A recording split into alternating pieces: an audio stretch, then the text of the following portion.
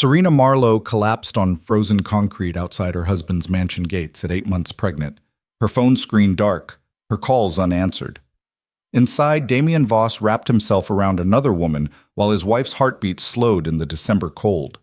By the time a stranger found her unconscious body and dialed his number, their baby's life hung by a thread. This is the story of a marriage that died in the snow and a man who had to lose everything before he understood what he'd thrown away. If this grabs you, stay until the end, hit that like button, and drop your city in the comments so I can see how far this story travels. The wind off Lake Michigan had teeth that night. Serena pressed her back against the iron gate, trying to draw warmth from metal that had none to give. Her coat, the only winter coat that still fit over her swollen belly, did almost nothing against the kind of cold that crawled inside your bones and made a home there. She'd been standing outside Damien's estate for 43 minutes. She knew because she had checked her phone 11 times, watching the battery percentage drop alongside her body temperature. 8:47 p.m. No response. 8:51 p.m. Nothing. 8:55 p.m. Read receipt, but silence. The mansion rose behind the gates like something out of a different century, all dark stone and tall windows that glowed amber in the rooms where people who weren't her lived their lives. She could see shadows moving on the second floor. One shadow she recognized by the breadth of his shoulders, the particular way he stood with his weight shifted slightly left. Damien had broken his hip in a car accident when he was 19, and even after surgery, even after physical therapy, he still favored his right side when he thought no one was watching. Serena had spent 3 years watching everything about him. She pressed the call button again, listened to it ring. 1, 2, 3, 4. You've reached Damien Voss. Leave a message. Her voice came out smaller than she intended. It's me again. I'm still outside. I know you said you'd send someone, but it's getting really cold and I'm... She stopped, pressed her free hand against her stomach where the baby had gone still, too still. Please, just let me in. She hung up, stared at the phone, willed it to light up with his name. The dizziness hit in waves now, each one lasting a little longer than the last. She'd skipped lunch because the smell of food had turned her stomach, and breakfast had been half a protein bar she'd found in her purse. The baby needed more than that. The baby needed her to eat, to rest, to stop standing in sub-zero wind waiting for a man who couldn't be bothered to walk down his own driveway. But she'd promised herself she wouldn't leave. Not until he came. Damien had been strange lately, distant in ways that went beyond the normal space married people sometimes needed. He'd stopped touching her sometime around month 6, right when her body had really started to change. Stopped reaching for her in bed. Stopped kissing her goodbye in the mornings. When she'd asked him about it, he'd said he was stressed about work, about the new acquisition, about a dozen things that probably mattered but didn't explain why he looked at her sometimes like she was a stranger who'd wandered into his house. 2 weeks ago, she'd found a woman's earring in his car. Small, diamond, expensive in a way Serena's jewelry had never been.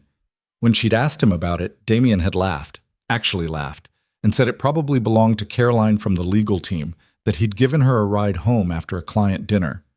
Serena had wanted to believe him, had chosen to believe him because the alternative was too much to carry while already carrying another human being inside her body. But tonight, when she'd called to say her car had broken down 6 blocks from the estate and she needed him to come get her, he'd said he'd send someone. Not, I'll be right there. Not, stay where you are, I'm coming. Just someone. Like she was a delivery that needed collecting. She'd walked anyway. 6 blocks in shoes that pinched her swollen feet, one hand on her belly, the other clutching her phone. The Uber she'd tried to call had canceled twice. Something about the neighborhood, the gates, the fact that the GPS couldn't figure out exactly where to go. So she'd walked, and when she'd reached the estate, the gates had been locked. They were never locked. Serena had her own code, one Damien had given her the day they'd gotten married. She'd punched it in 3 times, fingers numb, breath coming in visible clouds. The keypad had blinked red each time. Access denied. He'd changed the code and hadn't told her. That was when the first real thread of fear had worked its way into her chest. She dialed again. This time, it went straight to voicemail. He'd sent her to voicemail. Damien? Her voice cracked on his name. I don't know what I did. I don't know why you're... She stopped, breathed, started again. I'm 8 months pregnant with your child. I'm standing outside in the cold because my car died and you won't answer and the gate code doesn't work and I just... The sob came up fast and hard, choking off the rest of her words. She ended the call before it could fully break free. The baby shifted then, a rolling movement that felt almost like a question. Are we okay? We're fine, Serena whispered. Her hand moved in slow circles over her stomach. Daddy's just busy. He'll come. He promised he'd always come. But another 10 minutes passed, and the only thing that came was more wind. A car pulled up to the gate from the inside. Sleek, black, something European that cost more than most people's houses. For half a second, Serena's heart lifted. But then the driver's side door opened, and the woman who stepped out was blonde, tall, wearing a dress that cost what Serena used to make in a month before she'd married Damien, and he'd convinced her she didn't need to work anymore. Caroline. From legal. The woman walked to the gate keypad, punched in a code, a different code, one that worked, and the iron bars began to swing open. She didn't look at Serena, didn't acknowledge her at all, even though they were less than 10 feet apart and Serena's presence was impossible to miss. Excuse me, Serena called out. Her voice sounded thin against the wind. Excuse me, I'm Damien's wife. I need to... Caroline slid back into her car without a word. The gate began closing immediately, automatic sensors pulling it shut before Serena could step through. She tried anyway, stumbling forward, but her legs had gone numb from standing too long and she moved too slow. The gate clanged shut, locked again. And through the narrowing gap, Serena watched Caroline's car glide up the driveway toward the house, where every light was on, where her husband was, where warmth and safety were, where she was supposed to be. The woman who'd been in Damien's car was driving back to him, and Serena was still on the outside. That was when her knees gave out. Not all at once. There was a moment where she felt them going soft, felt her body listing sideways, felt the concrete rising up to meet her. She tried to catch herself, one hand shooting out, but the world had gone tilted and wrong, and the last thing she registered before the darkness came was the cold shocking into her palms, and the baby, her little one, who was supposed to be safe. Gone. Everything gone.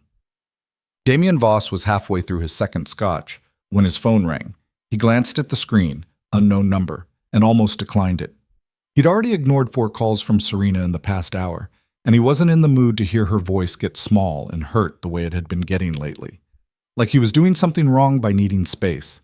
Like wanting time away from the constant weight of her need was some kind of crime. Caroline was curled against his side on the leather couch in his study, her head on his shoulder, her perfume something expensive and uncomplicated. She didn't ask him for things, didn't need him to fix her or save her or prove anything. She just existed beside him. Easy, simple. Everything Serena had stopped being the moment she'd gotten pregnant. Aren't you going to answer that? Caroline murmured against his neck. Damien let it ring once more, then swiped to accept. Voss. Mr. Voss? Male voice. Unfamiliar. Urgent in a way that made Damien's spine straighten. This is Ben Kowalski. I'm calling from outside your property. I found a woman collapsed by your gate. She's unconscious, and she's pregnant. And, sir, I already called 911, but her phone was open to your contact, and I thought... The scotch glass hit the floor. Damien was moving before he'd fully processed the words, already shoving past Caroline, already grabbing his coat from the back of the door. His mind had gone to static, white noise, a high-pitched ringing that drowned out everything except 3 words. Collapsed, pregnant, unconscious. Where? He barked into the phone. Where exactly? The front gate, east side. The ambulance is 3 minutes out, they said, but she's... Jesus, she's really cold, man, and I can't wake her up. Damien was running. Down the hall, through the foyer, out the front door into cold that bit through his shirt because he'd forgotten to put his coat on. Had just grabbed it. His breath came in ragged clouds. The driveway stretched out in front of him, too long, every step not fast enough. She called me. She called me 4 times and I sent her to voicemail. The gate came into view. And there, on the ground just outside it, was a shape that didn't belong. Small, dark, crumpled like something discarded. No. The word ripped out of him. No, no, no! A man Damien didn't know was kneeling beside her, his coat draped over her body. He looked up when Damien reached the gate, and the expression on his face made Damien's stomach drop. I tried to keep her warm, the stranger said. I didn't want to move her in case, but she's so cold. Damien's hands were shaking so hard he could barely punch in the gate code. He got it wrong twice before muscle memory kicked in and the mechanism clicked. The gate swung open. He dropped to his knees beside Serena. Her face was white, lips pale, eyes closed. She looked like something carved from ice. Serena. His hands hovered over her, afraid to touch, afraid not to. Baby, wake up. Come on, wake up. Nothing. He pressed his fingers to her throat, searching for a pulse. Found it. Faint. Too slow. But there. Relief and terror hit him in the same breath. The ambulance is close, the stranger said. I can hear it. Damien barely heard him. He was staring at Serena's stomach, at the swell of it beneath the stranger's coat, and something was breaking open inside his chest. This was his wife, his pregnant wife, and she'd been out here in the cold, alone, while he'd been inside with another woman. I'm sorry. He didn't know he was going to say it until the words were already out. God, Serena, I'm so sorry. Her eyelids fluttered. For a second, he thought she might open them.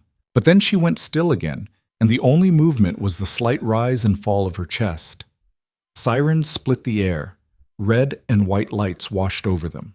The ambulance skidded to a stop, and paramedics were pouring out, pushing Damien aside, asking questions he didn't know how to answer. How long has she been unconscious? I don't know. Is she injured anywhere? I don't know. When did she last eat? He stopped, stared at them. I don't know. He didn't know anything. Didn't know what his wife had eaten or when she'd last slept or why she'd been outside his gate in the first place. He'd stopped asking those questions weeks ago, maybe months. Had stopped seeing her as anything other than an obligation that had become too heavy to carry. They were lifting her onto a gurney now, moving fast, strapping her down. One of the paramedics, young, female, efficient, pressed a stethoscope to Serena's belly and went very still. What? Damien's voice came out sharp. What is it? The paramedic didn't answer right away. She moved the stethoscope, listened again, then looked up at her partner. Fetal heartbeat is present, but irregular. We need to move. Wait, irregular? What does that... But they were already loading Serena into the ambulance, and Damien was trying to climb in after her, and someone was telling him he couldn't ride along, and he was shouting that she was his wife, and, "You can follow in your car, sir," the paramedic said. Not unkind, but firm. We need room to work. The doors slammed shut. The ambulance pulled away, and Damien stood in the middle of his driveway, watching the lights disappear, his heart hammering so hard he thought it might crack his ribs. The stranger was still there. Ben something. He'd picked up his coat from the ground and was shaking it out, not looking at Damien. Thank you, Damien managed, for calling, for staying with her.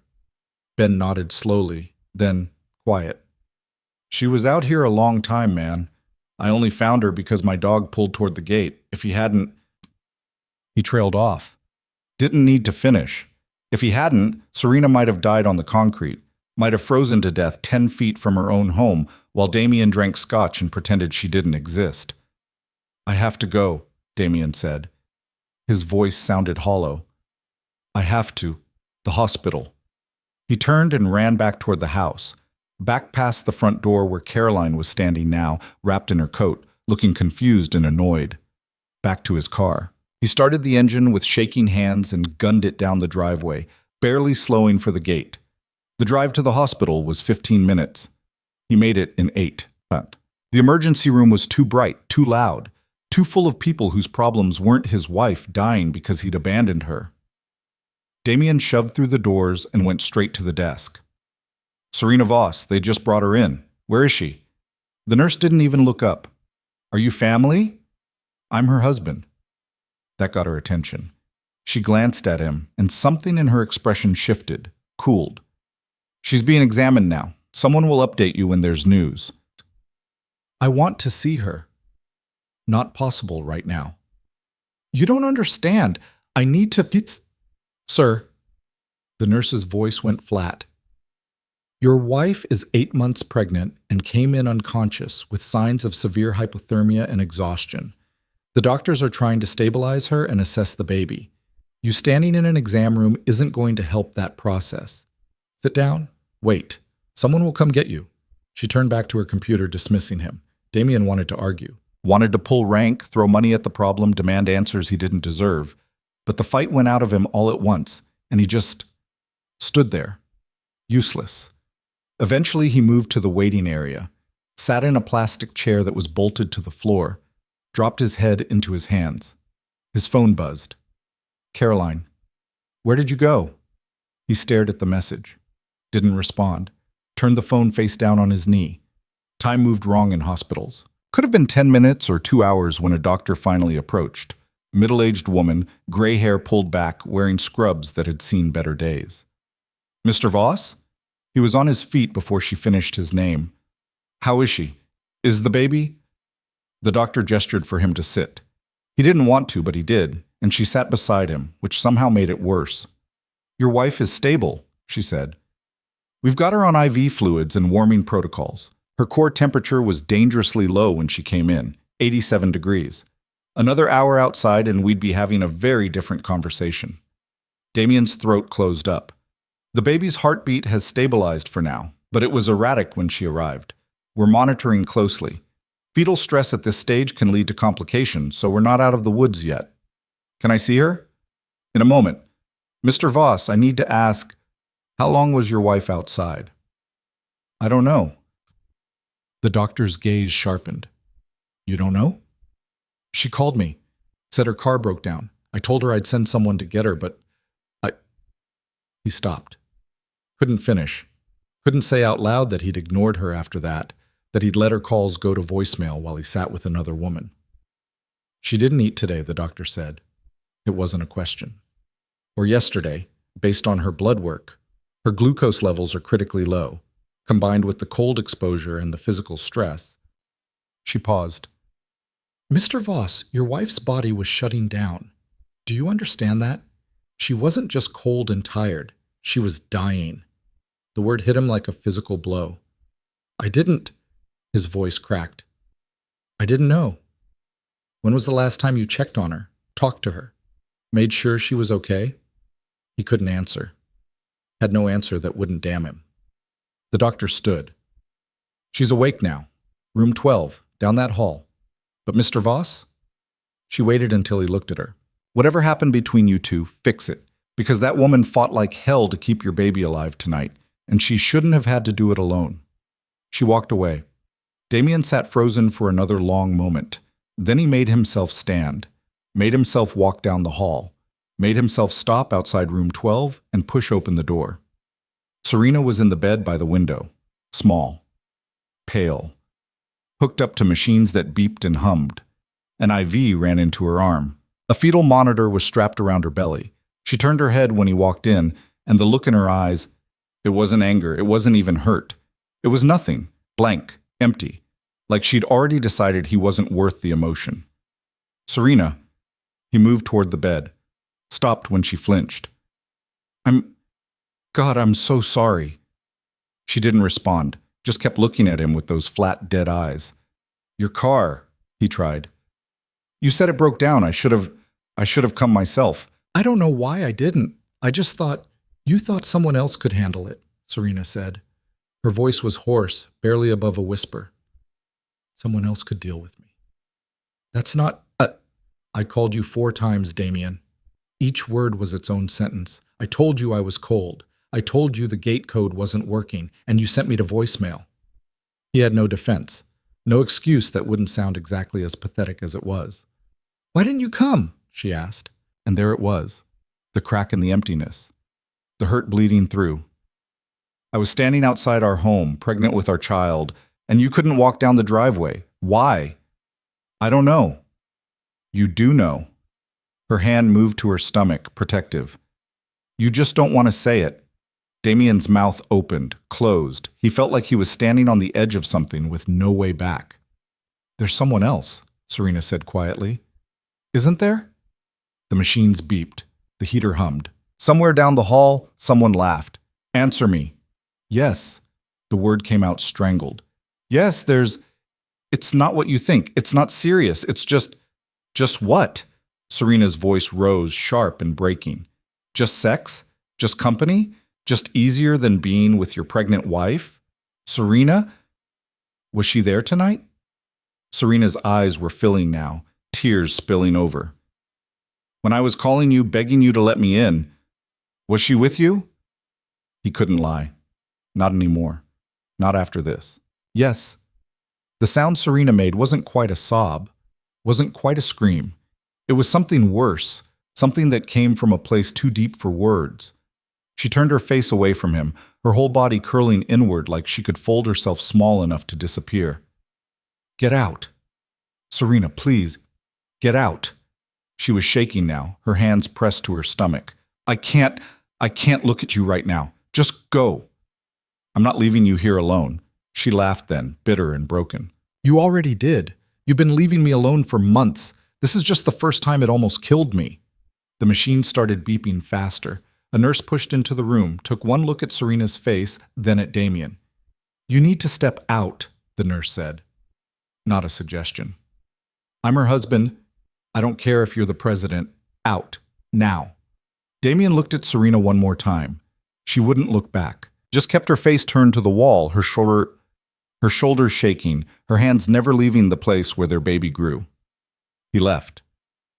The door closed behind him, and Damien stood in the hallway, listening to his wife cry through the wall, and understood, finally, too late, when it might not matter anymore, exactly what he'd done. He'd destroyed her, and himself. And maybe, if the baby didn't make it through this, their child too. The night stretched on. Damien didn't leave the hospital. Couldn't. He sat in the hallway outside Serena's room and waited for, what? Forgiveness? Permission to see her again? A sign that she and the baby would survive? All of it. None of it. Around 3 a.m., the door opened. The same nurse from before stepped out, saw him still sitting there, and sighed. She's sleeping, the nurse said. Baby's heartbeat is holding steady. We're cautiously optimistic. Can I? No. She asked us to keep you out. The nurse paused. Look, I don't know what you did, and honestly, I don't want to, but that woman in there, she's been through hell tonight. Don't add to it. I know. I'm trying to. I want to make it right. Then give her space. Let her breathe. When she's ready to talk to you, she'll say so. The nurse turned to leave, then stopped. And for what it's worth, you should probably figure out what you actually want before she asks you again. Because next time, she's not going to accept "I don't know" as an answer. She disappeared back into the room. Damien leaned his head against the wall, closed his eyes. His phone buzzed. Caroline again. Are you coming back? He looked at the message for a long time. Then he typed, no, don't contact me again. Sent it. Blocked her number. It wasn't enough. Wouldn't be enough. But it was a start. When dawn broke through the windows, Damien was still there, sitting in that hallway, keeping watch over a door that wouldn't open for him. Waiting. Hoping. Praying to a universe that didn't owe him anything, that it wasn't too late. Serena woke to white ceiling tiles and the rhythmic beep of machines that reminded her she was still alive, which felt less like a gift than a punishment. The hospital room smelled like antiseptic and something else underneath, something metallic and sad that she associated with places where people came to face things they'd been running from. Her hand went immediately to her stomach. The baby moved under her palm, a slow roll that felt almost like reassurance. You're still here, she whispered. We're still here. The door opened. A nurse, different from the night before, younger, with kind eyes that hadn't yet learned to hide pity, stepped in with a tablet and a too-bright smile. Good morning, Mrs. Voss. How are we feeling? Serena almost laughed. We. Like they were in this together. Like this woman had any idea what it felt like to wake up knowing your husband had left you to freeze while he buried himself in someone else. Fine, Serena said. Her throat was raw from crying, from the breathing tube they'd put down it at some point during the night when her body temperature had dropped too low and things had gotten dangerous in ways no one had bothered to explain to her yet. The nurse didn't buy it, but she didn't push either. Just checked the monitors, made notes on her tablet, adjusted the IV drip. The doctor will be in around 9 to talk about next steps. Your vitals are looking much better. Baby's heartbeat has been stable all night. She paused. Your husband is still in the hallway. He's been there since you were admitted. Serena's jaw tightened. Tell him to go home. I've told him that 4 times. He won't leave. Then tell security to remove him. The nurse's expression shifted, still kind, but firmer now. Mrs. Voss, I can't force you to see him, but he looks like he hasn't slept, hasn't eaten, and is about 2 hours away from a complete breakdown. Whatever happened between you two, maybe give him 5 minutes. Let him see you're okay. Then we can kick him out if that's what you want. Serena closed her eyes. She didn't want to see Damien, didn't want to hear his apologies or his excuses or whatever carefully constructed explanation he'd spent the night building. She wanted him to disappear, to never have existed, to rewind time back to before she'd loved him, before she'd trusted him, before she'd made a child with a man who couldn't be bothered to answer his phone when she was dying. But the baby kicked again, harder this time, and Serena's hand spread across the movement, and she thought about all the conversations they'd need to have eventually. All the logistics of sharing a child with someone you couldn't stand to look at. 5 minutes, she said quietly. Then he leaves. The nurse nodded and stepped out. Serena counted heartbeats, 47 of them, before the door opened again and Damien walked in looking like something dragged out of a lake. His shirt was wrinkled, half untucked, his hair stuck up in the back where he'd been running his hands through it. There were shadows under his eyes so dark they looked like bruises, and when he tried to smile, it came out crooked and wrong. Hi, he said. Serena didn't respond, just watched him with the same flat expression she'd given him the night before, the one that made it clear she had nothing left to give him, not anger, not hurt, not anything. Damien took 2 steps into the room and stopped, like he'd hit an invisible wall. The nurse said you're doing better, that the baby's okay. For now. That's good. That's really good. He shifted his weight, favoring his right side the way he always did when he was nervous. Serena, I know you don't want to hear this, but I need to say it. I'm sorry. I'm so sorry for what I did, for what I've been doing, for all of it. Okay. The word landed like a stone. No emotion behind it, just acknowledgement that he'd spoken. Damien's face crumpled. That's it? Just okay? What do you want me to say, Damien? That I forgive you? That we can move past this and pretend it didn't happen? Serena's voice stayed flat, controlled. She wouldn't give him the satisfaction of seeing her break again. You left me outside in the cold. You ignored my calls while I was collapsing on the street. I almost died. Our baby almost died. And you were inside with another woman. I know. Do you? Now the anger was creeping in, hot and sharp. Do you actually understand what you did? Because from where I'm sitting, it looks like you just feel guilty. And guilt isn't the same as understanding. Damien moved closer to the bed. Serena's hand shot up, palm out. Don't come any closer. He stopped, swallowed hard. What do you want me to do? Tell me what to do and I'll do it. I want you to leave. Serena, you asked what I want. That's what I want. I want you to walk out of this room and give me space to figure out what the hell I'm supposed to do now. I can't just leave you here alone. Serena laughed, sharp and bitter. You've been leaving me alone for months. This is just the first time you're physically absent while doing it. The words hit him like a slap. She could see it in the way his whole body flinched, in the way his hands came up like he wanted to defend himself, but couldn't find the argument. That's not fair, he said quietly. Fair? Serena's voice rose and the monitors started beeping faster. You want to talk to me about fair? I gave up my job because you said we didn't need the money. I gave up my apartment because you said we should live together. I gave up my friends because they didn't fit into your world. And then I got pregnant, and you looked at me like I'd betrayed you somehow, like my body changing was a personal insult. That's not... I never... When was the last time you touched me, Damien? Held my hand? Kissed me goodnight? When was the last time you looked at me and saw your wife instead of an inconvenience? He couldn't answer. They both knew it. I stood outside your house for almost an hour last night, Serena continued. Her voice was shaking now, but she pushed through it. I watched that woman drive through the gate, watched her go into our home like she belonged there, and I couldn't get in. Do you understand how that felt? To be locked out of my own life? I changed the code because... Damien stopped himself. Because what? His jaw worked. Because I didn't want you showing up unannounced. The truth of it sucked all the air out of the room. Serena stared at him. Get out. Serena, please. Get out. The shout tore something in her throat. The monitors were screaming now, alarms going off. Get out, get out, get out. The door burst open. Two nurses rushed in, one going straight to Serena, the other physically steering Damien toward the exit. Sir, you need to leave. Now. I'm not... Now. They shoved him into the hallway and slammed the door. Through the window, Serena could see him standing there, hands pressed against the glass, mouth moving in words she couldn't hear and didn't want to. The nurse, the kind one from before, was holding Serena's hand, talking in a low, soothing voice about breathing, about the baby, about staying calm. But Serena couldn't be calm, couldn't breathe through the rage and the grief and the horrible, crushing weight of understanding that the man she'd married, the man she'd built her entire life around, had deliberately locked her out because he wanted to pretend she didn't exist. I can't do this, she gasped between sobs. I can't be married to him anymore. The nurse squeezed her hand. Right now, you don't have to decide anything. Right now, you just need to breathe and let us take care of you. It took 20 minutes for Serena's heart rate to stabilize, another 10 for the crying to stop.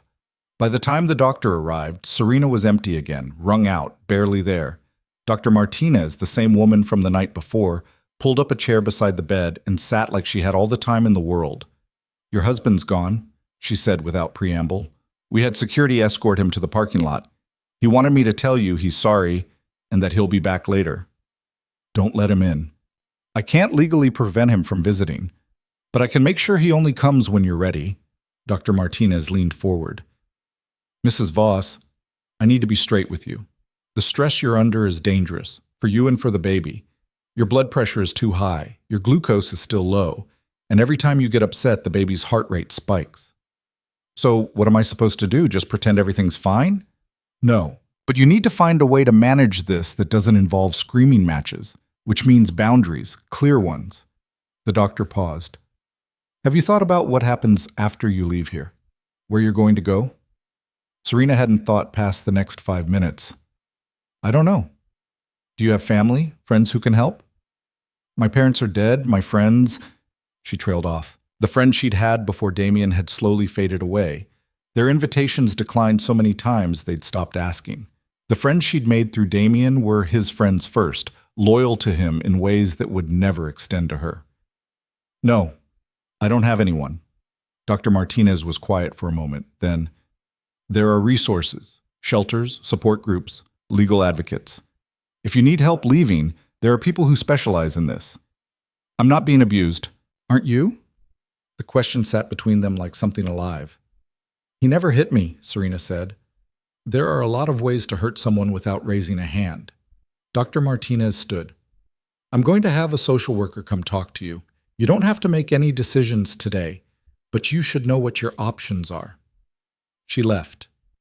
Serena lay in the too-white room with the two loud machines and let herself think about the things she'd been avoiding since the moment she'd woken up. She couldn't go back to that house.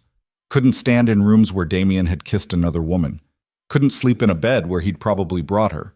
Couldn't raise her baby in a place that had locked her out when she needed it most. But she also had nowhere else to go. No money of her own. Everything was in joint accounts Damien controlled. No job to return to. No safety net she'd built without him. She'd made herself dependent. Or he'd made her dependent.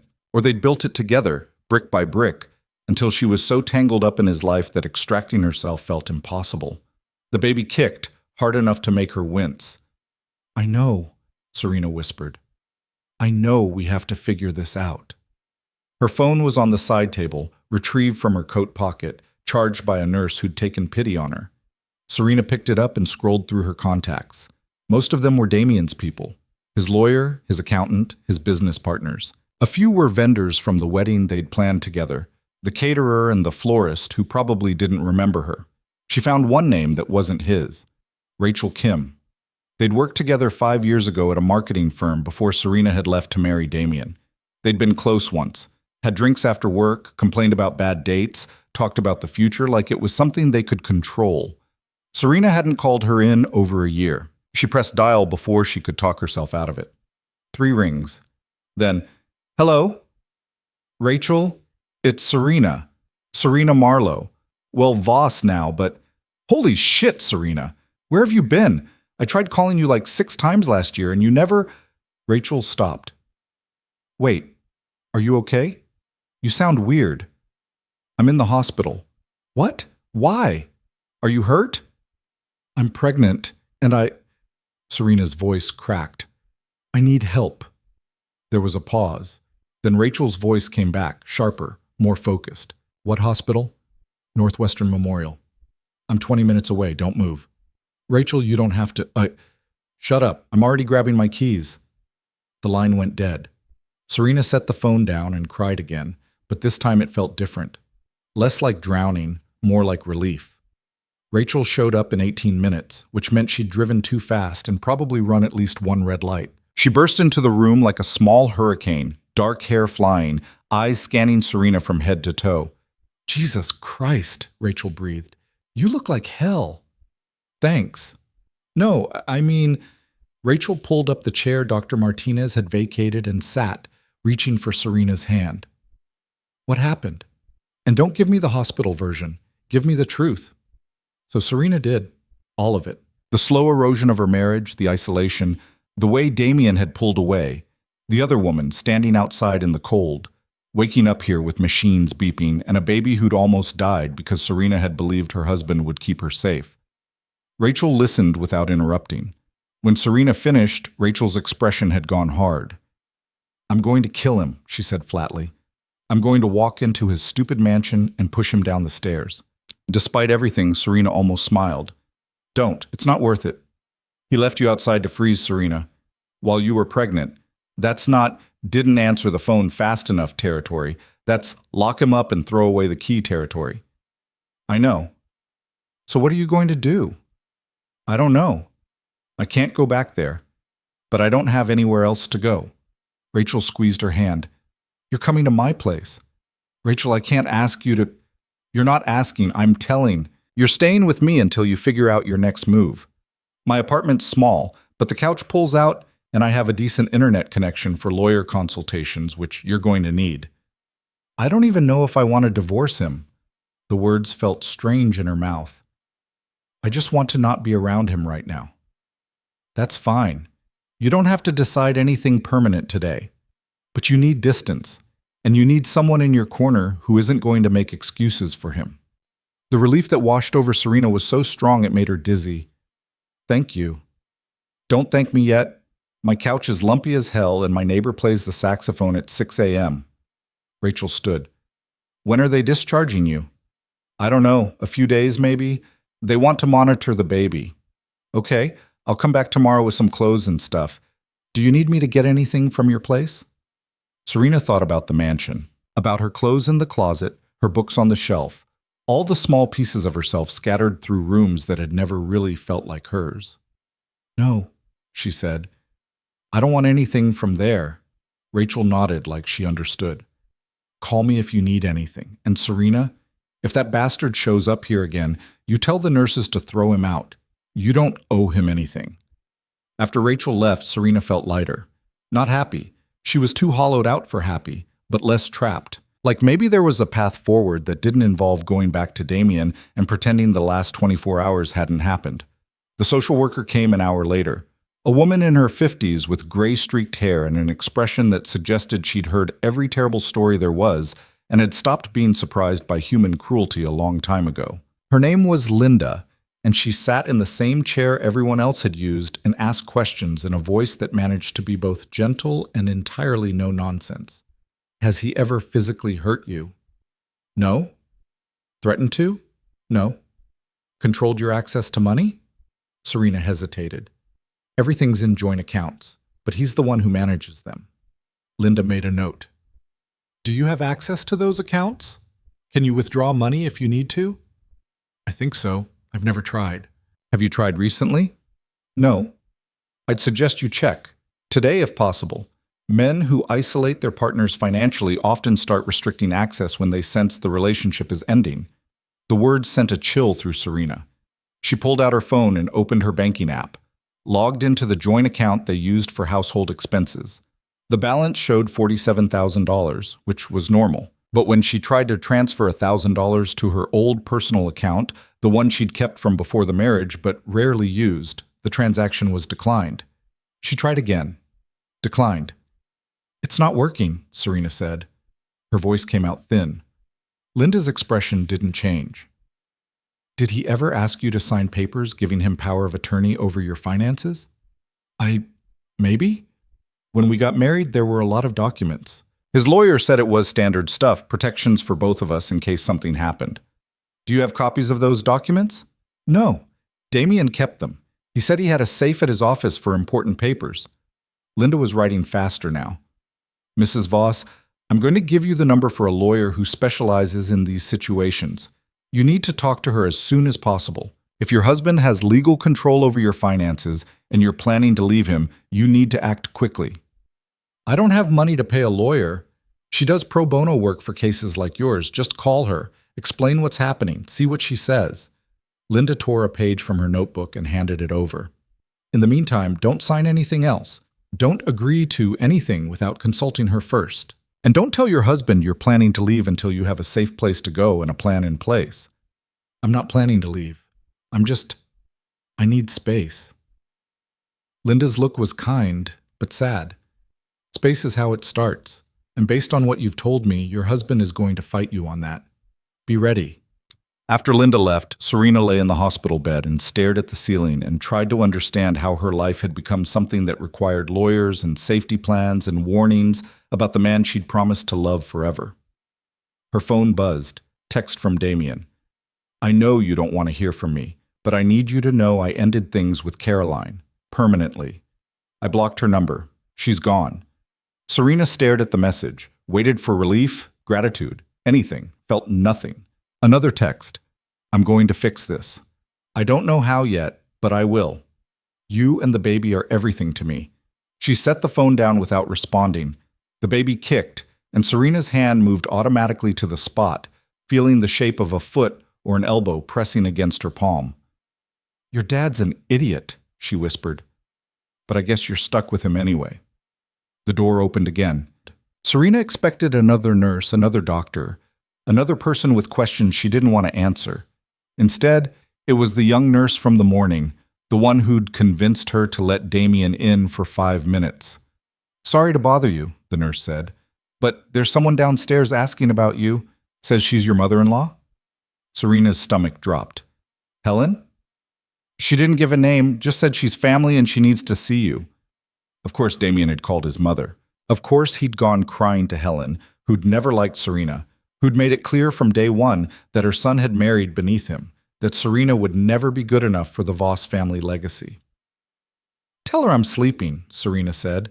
"Tell her I can't have visitors." "I can do that. But she's pretty insistent. Says she'll wait." "Let her wait." The nurse nodded and left. Serena closed her eyes and tried to breathe through the tightness in her chest. Helen Voss was a force of nature. Old money, old power, old expectations that she wielded like weapons. She'd tried to talk Damien out of the wedding, had suggested a prenup so punitive Serena's signature had felt like signing away her soul, had spent the past 3 years subtly undermining every decision Serena made. And now she was here, probably to tell Serena that whatever had happened was her fault, that she'd driven Damien to infidelity by gaining weight or being emotional or failing to be the perfect accessory wife. Serena's phone buzzed again. This time it was a call, not a text. "Helen." She let it go to voicemail. 10 seconds later, another call. Serena turned the phone off entirely. The machines beeped. The heater hummed. Outside the window, the sky was gray and heavy with the promise of more snow. And Serena lay there, 8 months pregnant, hooked up to machines, locked in a hospital room, and realized that even here, even now, the Voss family wasn't going to let her go without a fight. Helen Voss got past security 20 minutes later by claiming she was there to deliver important medical documents that Serena's insurance required. The nurse who'd been running interference appeared in the doorway looking apologetic and defeated. "I'm sorry," she said. She's very persuasive. Helen swept into the room before Serena could protest. All cashmere and pearls, and the kind of confidence that came from never being told no. She was 63 but looked 50, maintained through expensive procedures and a personal trainer who came to her house 6 days a week. Her hair was silver blonde, cut in a sharp bob that framed a face that had probably been kind once, before decades of social warfare had turned it into something else. Serena. Helen's voice was cool, controlled. You look dreadful. Hello, Helen. I came as soon as Damien called. He's beside himself, you know, absolutely devastated. Serena didn't respond, just watched her mother-in-law settle into the visitor's chair like she owned it, crossing her legs at the ankle in that particular way wealthy women did, the one that suggested they'd taken deportment classes as children. He told me what happened, Helen continued, about the misunderstanding with the gate code, about you being outside in the cold. Truly unfortunate. Misunderstanding, Serena repeated. The word tasted bitter. Well, what would you call it? Damien said he changed the security protocols for safety reasons and simply forgot to inform you. An oversight, certainly, but hardly malicious. He locked me out because he didn't want me coming home while he was with another woman. Helen's expression didn't change. Damien mentioned you might be upset about Caroline, but darling, these things happen in marriages, especially when a wife becomes difficult to be around. The casual cruelty of it landed like a punch. Serena's hands curled into fists against the blanket. Difficult, she said quietly. I'm 8 months pregnant with his child. Yes, and you've been quite demanding about it, haven't you? Calling him constantly, needing reassurance, being emotional. Men aren't built for that level of intensity, Serena. They need space, lightness. Caroline provided that when you couldn't. So it's my fault he cheated. I didn't say that. Helen's tone suggested she'd said exactly that. But you must understand, marriages require work from both parties. And lately, from what Damien tells me, you've been rather, she gestured vaguely at Serena's body, consumed by the pregnancy. Understandable, of course, but men have needs that don't stop just because you're carrying a child. Serena felt something cold settle in her chest. Did you come here to blame me for my husband's affair? I came here to help you see the bigger picture. Damien made a mistake. He's acknowledged it, ended things with the other woman, and is willing to move forward. The question is whether you're going to be mature enough to do the same. Mature. Serena's voice was rising now, and she didn't try to stop it. He left me outside to freeze. I almost died. Our baby almost died. And you think the mature response is to forgive him and pretend it didn't happen? Helen's eyes narrowed. Don't be dramatic. You're fine. The baby's fine. No permanent damage done. No permanent damage? Serena pushed herself up in the bed, ignoring the pull of the IV in her arm. I have frostbite on 3 of my toes. My blood pressure is so high they're worried about preeclampsia. And every time I close my eyes, I'm back outside that gate, watching his mistress drive past me into my own house. She's not his mistress. She was a momentary distraction. That doesn't make it better. Lower your voice. You're in a hospital. Helen smoothed her skirt, a small gesture that somehow conveyed immense displeasure. Serena, I'm going to be frank with you. You come from nothing. No family, no money, no connections. Damien gave you everything. A home, security, a position in society that you never could have achieved on your own. And now you're going to throw that away because of wounded pride? The words hit like they were designed to, sharp and precise, aimed at the soft parts Serena had spent years trying to protect. I'm throwing it away because he doesn't love me, Serena said. Her voice came out quieter now, exhausted. Maybe he never did. Love, Helen laughed, short and dismissive. You're not a teenager, Serena. Love is what you feel at the beginning. What matters is partnership, stability, legacy. Damien can give you all of that. Can you honestly say you'll find better? I can say I deserve someone who won't leave me to die on the street. Again, with the dramatics. Helen stood, collecting her purse. I can see you're not ready to have a rational conversation. But let me be clear about something. If you leave Damien, if you try to take him to court, you will lose. The prenup you signed gives you almost nothing in the event of divorce. No alimony, no claim to assets acquired during the marriage. You'll walk away with whatever you brought into it, which, as I recall, was a 10-year-old Honda and about $3,000 in savings. Serena's throat went tight. I have rights. The baby. The baby will be provided for. Damien would never abandon his child. But you? Helen's smile was thin and sharp. You'll be lucky to get supervised visitation once our lawyers are done. Do you really think a court will give primary custody to an unemployed woman with no family support and a history of emotional instability? I don't have a history of... You were hospitalized for a breakdown during college, weren't you, after your parents died? Spent 3 months in treatment for depression and anxiety. Helen tilted her head. These things have a way of coming out in custody disputes, especially when the father can provide a stable home with every advantage money can buy. The room seemed to tilt. Serena had told Damien about that time in her life during one of their early dates, when she'd still believed in the safety of vulnerability. She'd never imagined he'd use it against her, that his mother would weaponize her grief. Get out, Serena whispered. I'm simply being honest with you. You don't have the resources to fight this family. The sooner you accept that and start working toward reconciliation, the better for everyone, especially that baby.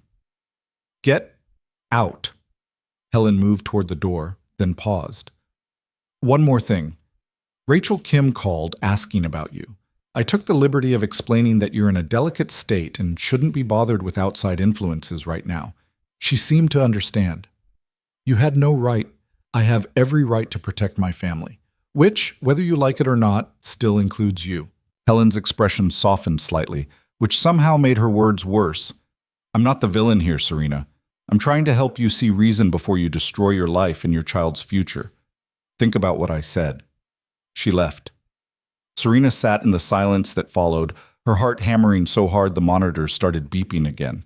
The nurse rushed in, checked her vitals, made soothing sounds that Serena barely heard. When she was alone again, Serena picked up her phone with shaking hands and turned it back on. 17 missed calls. 6 from Damien, 11 from Helen, 3 voicemails she didn't want to listen to. She called Rachel instead. Hey, Rachel answered. I tried calling earlier, but did Helen Voss call you? A pause. Yeah. She said you were resting and couldn't have visitors. That I should wait a few days before... Don't listen to her. She's lying. Serena's words tumbled out fast. She came here and threatened me. Said she'd take my baby if I left Damien. Said I'd lose in court because I have no money. And I was hospitalized for depression 10 years ago. And... Whoa, slow down. What the hell? Serena told her everything. Helen's visit, the threats, the prenup, all of it. By the end, Rachel was swearing steadily in a mix of English and Korean. That manipulative witch, Rachel finally said. Okay, first thing, she's bluffing about most of that. Second thing, you need to talk to that lawyer Linda recommended like yesterday. Third thing, I'm coming back to the hospital right now. You don't have to... Stop telling me I don't have to help you. I'm helping. Deal with it. Rachel's voice softened. Serena, listen to me. Helen Voss is using classic intimidation tactics. She wants you scared and isolated. Don't let her win. What if she's right? What if I can't win against them?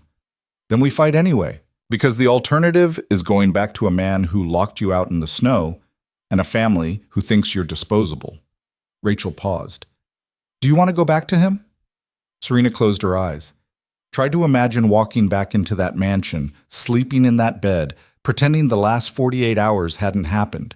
Tried to picture Damien touching her, the baby being born into a house full of lies, raising a child with a man she couldn't trust, and a family who saw her as an obstacle. No, she whispered. I don't want to go back. Then we figure out how to move forward, together. I'll be there in 15 minutes. Rachel hung up. Serena set the phone down and looked at the lawyer's number Linda had given her. It was almost 4 p.m. Probably too late to call today. But she could try. The phone rang 3 times before a woman answered. Judith Parrish's office. Hi, my name is Serena Voss. I was given your number by a social worker at Northwestern Memorial. She said Miss Parrish might be able to help me with a family law issue. One moment, please. Hold music. Serena counted her heartbeats. 37 of them. Then a new voice, older, with a slight southern accent that had been mostly trained out but lingered on certain words. This is Judith Parrish. You're at Northwestern? Yes, in the maternity ward. And the social worker who referred you was Linda Chen? I think that was her name, yes. Linda doesn't refer people to me unless the situation is urgent. What's going on? Serena told her story for what felt like the 100th time. The affair, the locked gate, the hospital, Helen's threats. Judith listened without interrupting, occasionally asking a clarifying question, but mostly just letting Serena talk. When she finished, there was a long pause. Okay, Judith finally said. I'm going to ask you some hard questions, and I need you to answer honestly. Can you do that? Yes? Do you believe your husband would physically harm you or your child? No, he's not violent. Has he ever prevented you from leaving a room or a building, locked you in anywhere, taken your phone or your keys? Serena thought about the gate code. He changed the gate code to the house without telling me. Last night I couldn't get in. But before that? Any pattern of restricting your movement? No. Good. That makes things easier legally. Judith's voice was brisk, professional. Now, your mother-in-law mentioned a prenup. Do you have a copy? No, Damien's lawyer handled it. I signed it before the wedding. Did you have your own lawyer review it before you signed? No, Damien said it was standard, that it protected both of us. Judith made a sound that might have been a sigh. Did anyone pressure you to sign? Threaten to cancel the wedding if you didn't? Serena thought back, remembered Helen's tight smile. Damien's assurances that it was just a formality, the way everyone had made her feel silly for even asking questions. Not explicitly, but it was clear the wedding wouldn't happen if I didn't sign. That's coercion. Depending on what's in the document, we might be able to challenge its validity. Judith paused. I'm going to need to see that prenup. Can you get a copy? It's at Damien's office in a safe. We'll subpoena it if we have to. In the meantime, I want you to start documenting everything. Every text, every call, every conversation. Write down what Helen said to you today, word for word if you can remember. Screenshot your bank accounts, especially if you notice any changes in access. I already can't transfer money out of our joint account. When did that start? I don't know. I just tried it today for the first time. Try again, right now while I'm on the phone. Tell me what happens. Serena opened her banking app with one hand, keeping the phone pressed to her ear with the other. She pulled up the joint account and attempted to transfer $500 to her personal account. Transaction declined. It won't let me, Serena said. What's the error message? It just says transaction declined. No other explanation. That's a freeze. Your husband probably called the bank and restricted your access. It's not legal, but it'll take a court order to fix it. Oh, Judith's voice hardened. How much money do you have in accounts that are solely in your name? Serena checked her old personal account. $417. Credit cards? 1. But it's connected to the joint account. If he's frozen that, check it. Serena tried to log into the credit card account.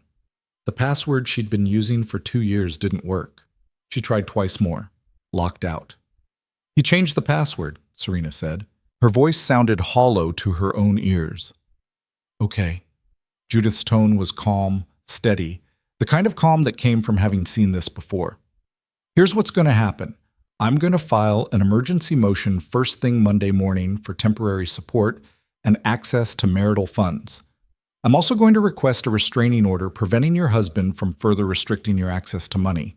In the meantime, you have $400. Make it last through the weekend. I don't have anywhere to go when they discharge me, and I can't pay you. I do pro bono work through a foundation. You don't pay me. The foundation does. Judith paused. As for where you'll go, do you have a friend who can take you in temporarily? Yes. Rachel. She said I could stay with her. Good, that's good. She'll probably be called as a witness at some point, so make sure she understands what she's getting into. Supporting you might mean facing pressure from your husband's family. She can handle it. I believe you. Now listen carefully. Between now and Monday, you do not communicate with your husband except through text messages. No phone calls, no in-person meetings. If he shows up at the hospital, you don't see him alone. Keep a nurse in the room. Everything he says to you, you document. Understand? Yes. If his mother comes back, you refuse to see her. She's not your lawyer. She's not your doctor. She has no right to be in that room. Hospital staff will back you up on that. Okay. One more thing. This is going to get ugly. The Voss family has money and connections, and they're going to use both to try to intimidate you into backing down. You need to be ready for that. Can you do this? Can you see it through even when it gets hard? Serena thought about standing outside that gate, about watching Caroline drive past her, about Helen's threats and Damien's hollow apologies. Thought about the baby inside her, the one who deserved better than being raised in a house built on lies. Yes, she said, I can do this. Good. I'll call you Monday morning after I file the motions. In the meantime, you rest, you take care of yourself and that baby, and you don't let them make you feel small. Judith hung up. Serena set the phone down and looked at her hands. They were still shaking, but less now, like something inside her had solidified, turned from water into stone. Rachel arrived 10 minutes later carrying a bag from Target and a look of fierce determination. I brought you real clothes, Rachel said, dumping the bag on the bed, because you're not wearing that hospital gown when they discharge you. Also, I brought snacks because hospital food is garbage. Serena pulled out a soft gray sweatshirt, maternity leggings, basic underwear. You didn't have to do all this. Stop saying that. I keep telling you I want to help. Rachel sat on the edge of the bed. Did you call the lawyer? Yeah, she's filing emergency motions Monday. In the meantime, Damien froze my access to our money. Rachel's expression darkened. Of course he did. Okay, new plan. You're staying with me indefinitely, not just a few days. I'll clear out my office, we'll turn it into a bedroom. It's small, but it has a door and a window, and that's all you need right now. I can't take your office. You can, and you will. I barely use it anyway. Rachel squeezed her hand. We'll figure this out, together. You're not alone in this, Serena. The words cracked something open in Serena's chest. She'd been alone for so long, even when she was married, even when she was surrounded by people. Damien's isolation had been so gradual she'd barely noticed it happening. But now, sitting in this hospital room with Rachel beside her, she realized how much she'd missed having someone in her corner who wasn't there because they had to be, but because they wanted to be. Thank you, Serena whispered. Don't thank me yet. You haven't seen how terrible my pull-out couch is. Despite everything, Serena almost smiled. The door opened again, and Dr. Martinez walked in with a clipboard and an expression that suggested the news wasn't great, but wasn't terrible either. Mrs. Voss, how are you feeling? Tired, angry, confused. All reasonable responses to your situation. Dr. Martinez glanced at Rachel. And you are? Rachel Kim, friend. Good. She should have friends. The doctor turned back to Serena. I wanted to update you on your discharge plan. We're keeping you through the weekend for observation. Your blood pressure is still elevated, and I want to make sure the baby's heartbeat stays stable before we send you home. When will I be discharged? Probably Monday, assuming everything stays stable. Tuesday at the latest. Dr. Martinez paused. I also wanted to talk to you about delivery.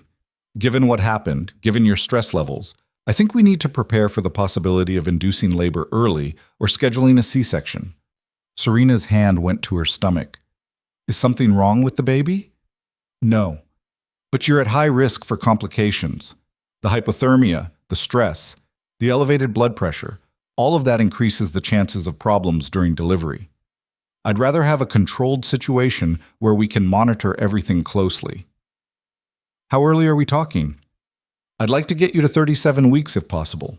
You're at 35 weeks now, so ideally 2 more weeks. And if I can't make it 2 weeks? Then we deliver whenever we need to. Modern medicine is very good at caring for babies born a few weeks early. Dr. Martinez sat down. I know this is a lot, but I need you to take care of yourself. The stress you're under isn't just emotional. It's physical, and it's affecting your pregnancy. I'm trying. I know you are. But trying isn't enough right now. You need to actively de-stress, which means setting boundaries with your husband and his family. No more confrontations. No more visits that spike your blood pressure. She looked pointedly at Serena. Can you do that? I already told the nurses not to let Damien in. Good. Keep that boundary. And if you feel your stress rising, you call a nurse.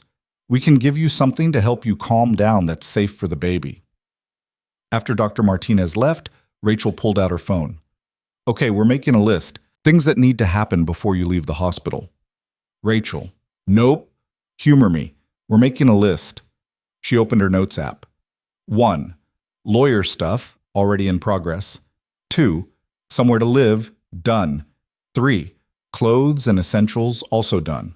4. Plan for if Damien shows up at my apartment, which he probably will. Serena hadn't thought about that. What do we do if he comes? We don't answer the door.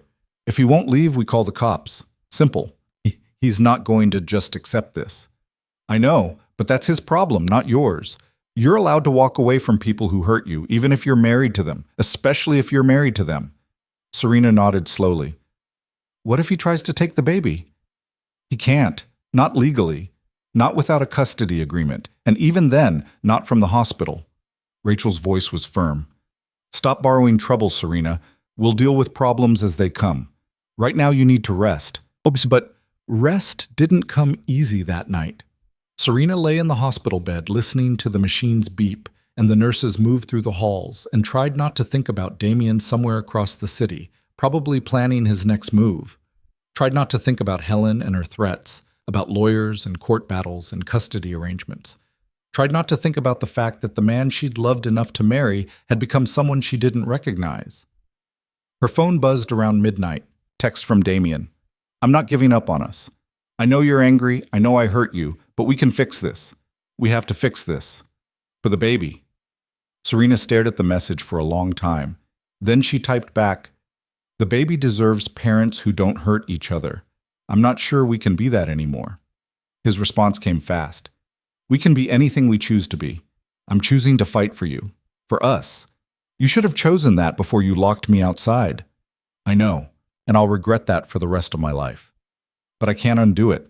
I can only move forward. Let me show you I've changed. How? How are you going to show me that? The typing indicator appeared. Disappeared. Appeared again. Finally, I don't know yet, but I'll figure it out. Just please don't shut me out completely. Serena's fingers hovered over the keyboard. Part of her wanted to say something cruel, something that would hurt him the way she was hurting, but the larger part was just tired. Too tired to fight, too tired to care, too tired to figure out whether anything he said mattered anymore.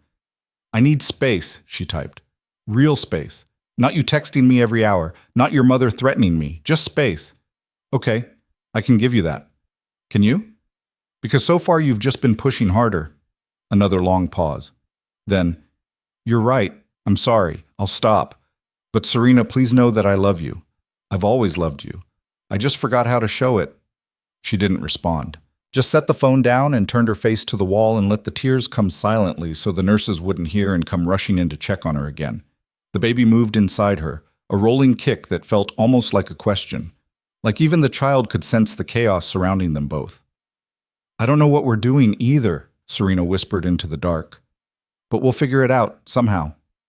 Sunday passed in a blur of visitors. Rachel came back with more supplies and stayed for hours, helping Serena set up a new email account that wasn't connected to anything Damien had access to, researching tenant rights and custody laws, generally being the kind of friend Serena had forgotten existed. Linda, the social worker, stopped by to check in, looking pleased that Serena had already contacted Judith Parrish.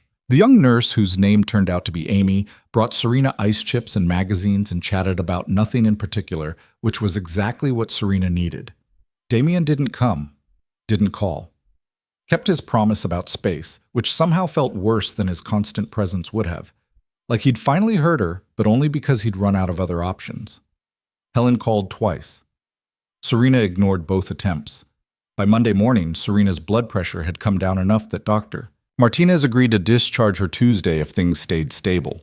Judith called at 9 a.m. sharp with news. I filed the motions, Judith said without preamble.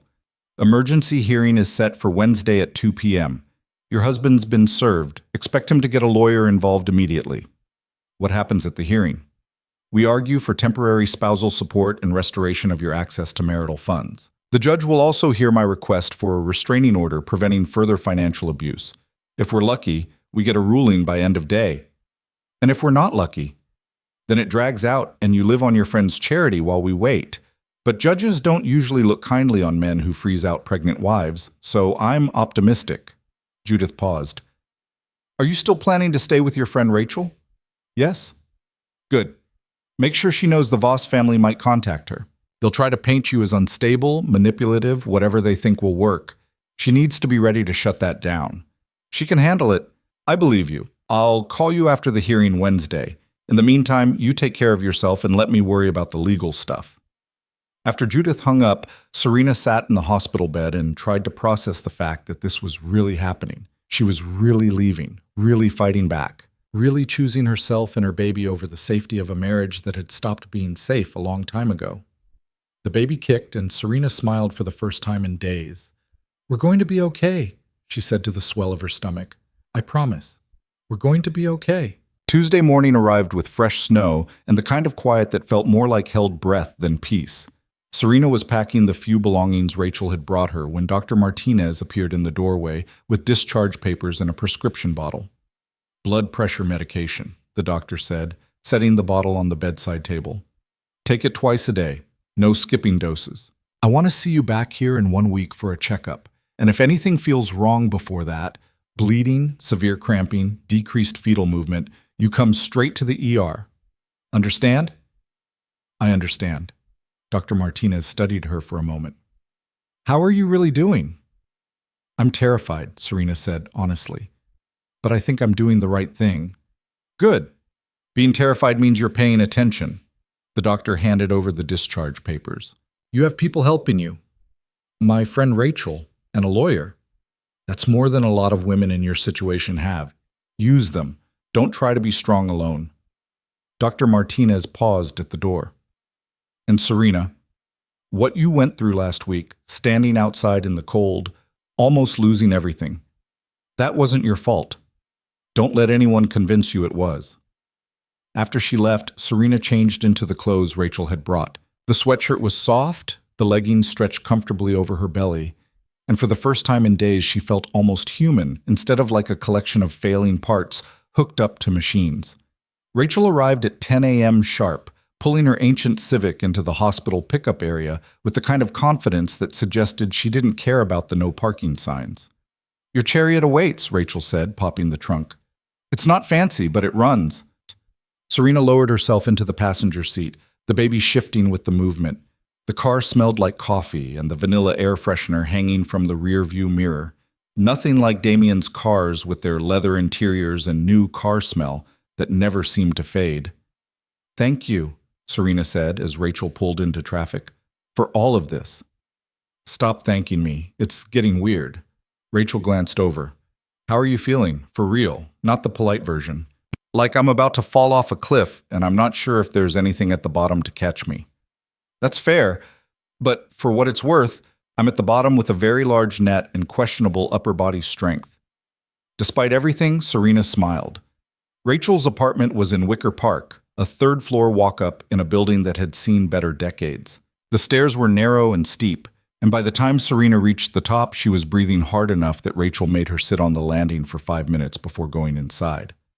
The apartment itself was small, maybe 700 square feet total, but it was warm and bright and filled with the kind of comfortable clutter that came from actually living somewhere instead of just existing in a space. Books stacked on the coffee table, plants on the windowsill, a Afghan thrown over the back of the couch that looked hand-knitted by someone's grandmother. "It's not much," Rachel said, suddenly sounding self-conscious. "But the office, well, former office, is through here." She led Serena down a short hallway to a room barely big enough for the futon that Rachel had obviously just set up. There was a dresser against one wall, a lamp on the floor, a window that looked out onto the fire escape. "I cleared out all my work stuff," Rachel said. "The closet's empty. And I put clean sheets on the futon, though I'm not going to lie to you, it's not the most comfortable thing in the world." Serena looked at the small room that represented her entire life now and felt her throat tighten. "It's perfect."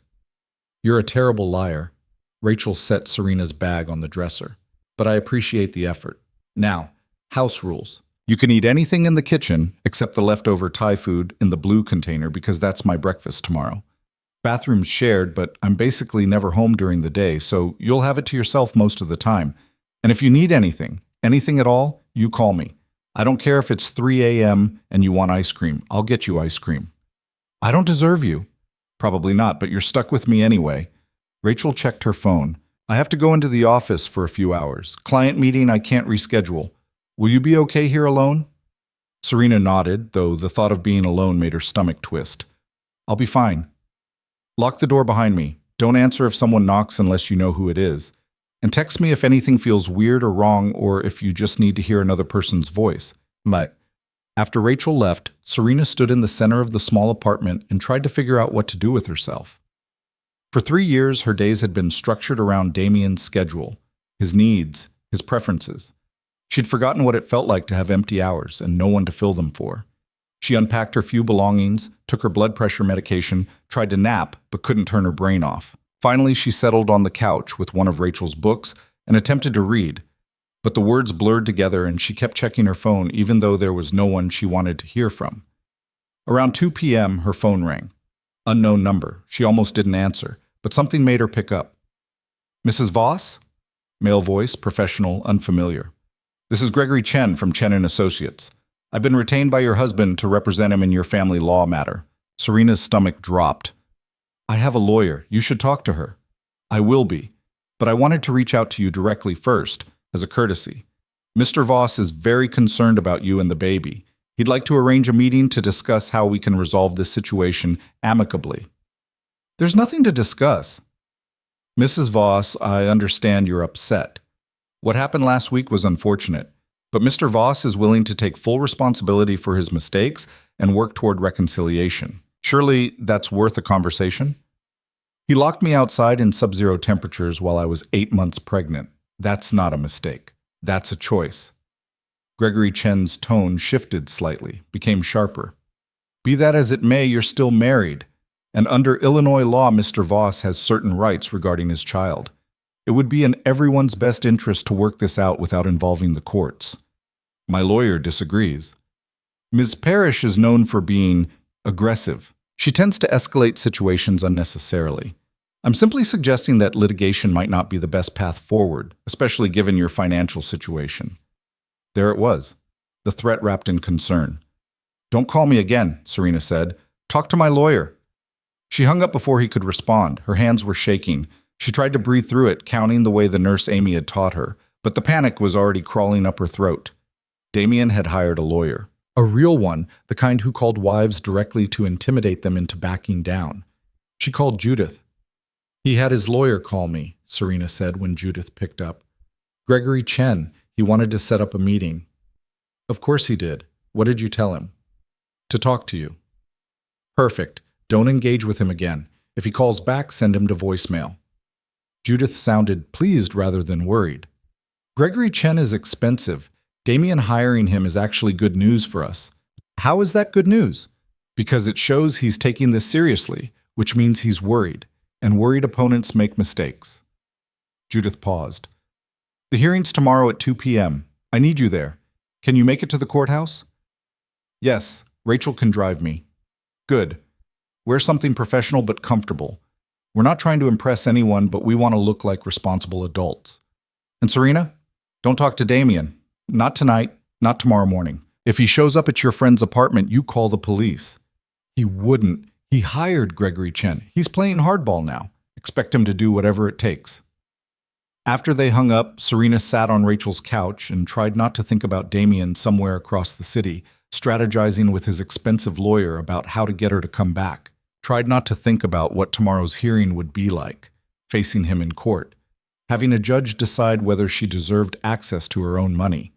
The baby kicked hard enough to make her wince. She pressed her hand to the spot and felt the answering push of a tiny foot. I know, she whispered. This is scary, but we're going to get through it. Her phone buzzed. Text from a number she didn't recognize. This is Caroline. We need to talk. Serena stared at the message like it might bite her. Caroline. The woman who'd been in Damien's car, who'd driven past her through the gate, who'd been warm inside the house while Serena froze outside. Against her better judgment, she typed back, How did you get my number? Damien. He's a mess, Serena. He told me everything. About the gate, the hospital, all of it. I don't care, I know you don't, but I need you to understand something. I didn't know he was married when we started. He told me he was separated, that you two were getting divorced. Serena's vision went red at the edges. That's a lie. I know that now. When he called me from the hospital, when he ended things, he told me the truth, that he'd lied to me, used me, that you were pregnant and he'd almost killed you. A pause, then another message. I'm not asking you to forgive him. I just wanted you to know I'm not the villain here. He played both of us. You drove past me. Through the gate, you saw me standing there. I didn't know who you were. He never showed me pictures, never talked about you. I thought you were someone else. A delivery person, maybe. I don't know. Another pause. I'm sorry. For what it's worth, I wouldn't have gotten involved if I'd known the truth. Serena wanted to scream at her, to tell her it didn't matter whether she'd known or not, that she'd still been part of the worst night of Serena's life. But the anger felt hollow now, exhausting. Don't contact me again, Serena typed. And if Damien asks you to testify for him in court, tell him no. I already did. I want nothing to do with him or his family. Serena blocked the number and threw her phone onto the couch cushion beside her. The door lock clicked. Rachel walked in carrying takeout bags and a look of determination. I got Chinese food and ice cream and I'm prepared to eat feelings with you until we both feel sick, Rachel announced. Also, I stopped by a thrift store and got you some more maternity clothes because you can't wear the same sweatshirt for the next month. I can't afford... Didn't ask. The total was like $30. I'll survive. Rachel dumped everything on the coffee table. Now talk to me. What happened while I was gone? You have that look. What look? The one where something happened and you're trying to convince yourself it's fine, but it's definitely not fine. When Serena told her about the lawyer's call and Caroline's texts, Rachel's expression grew progressively darker. That manipulative asshole, Rachel said when Serena finished. Telling the other woman you were separated? That's not just lying, that's predatory. I know. And his lawyer calling you directly? That's a power play.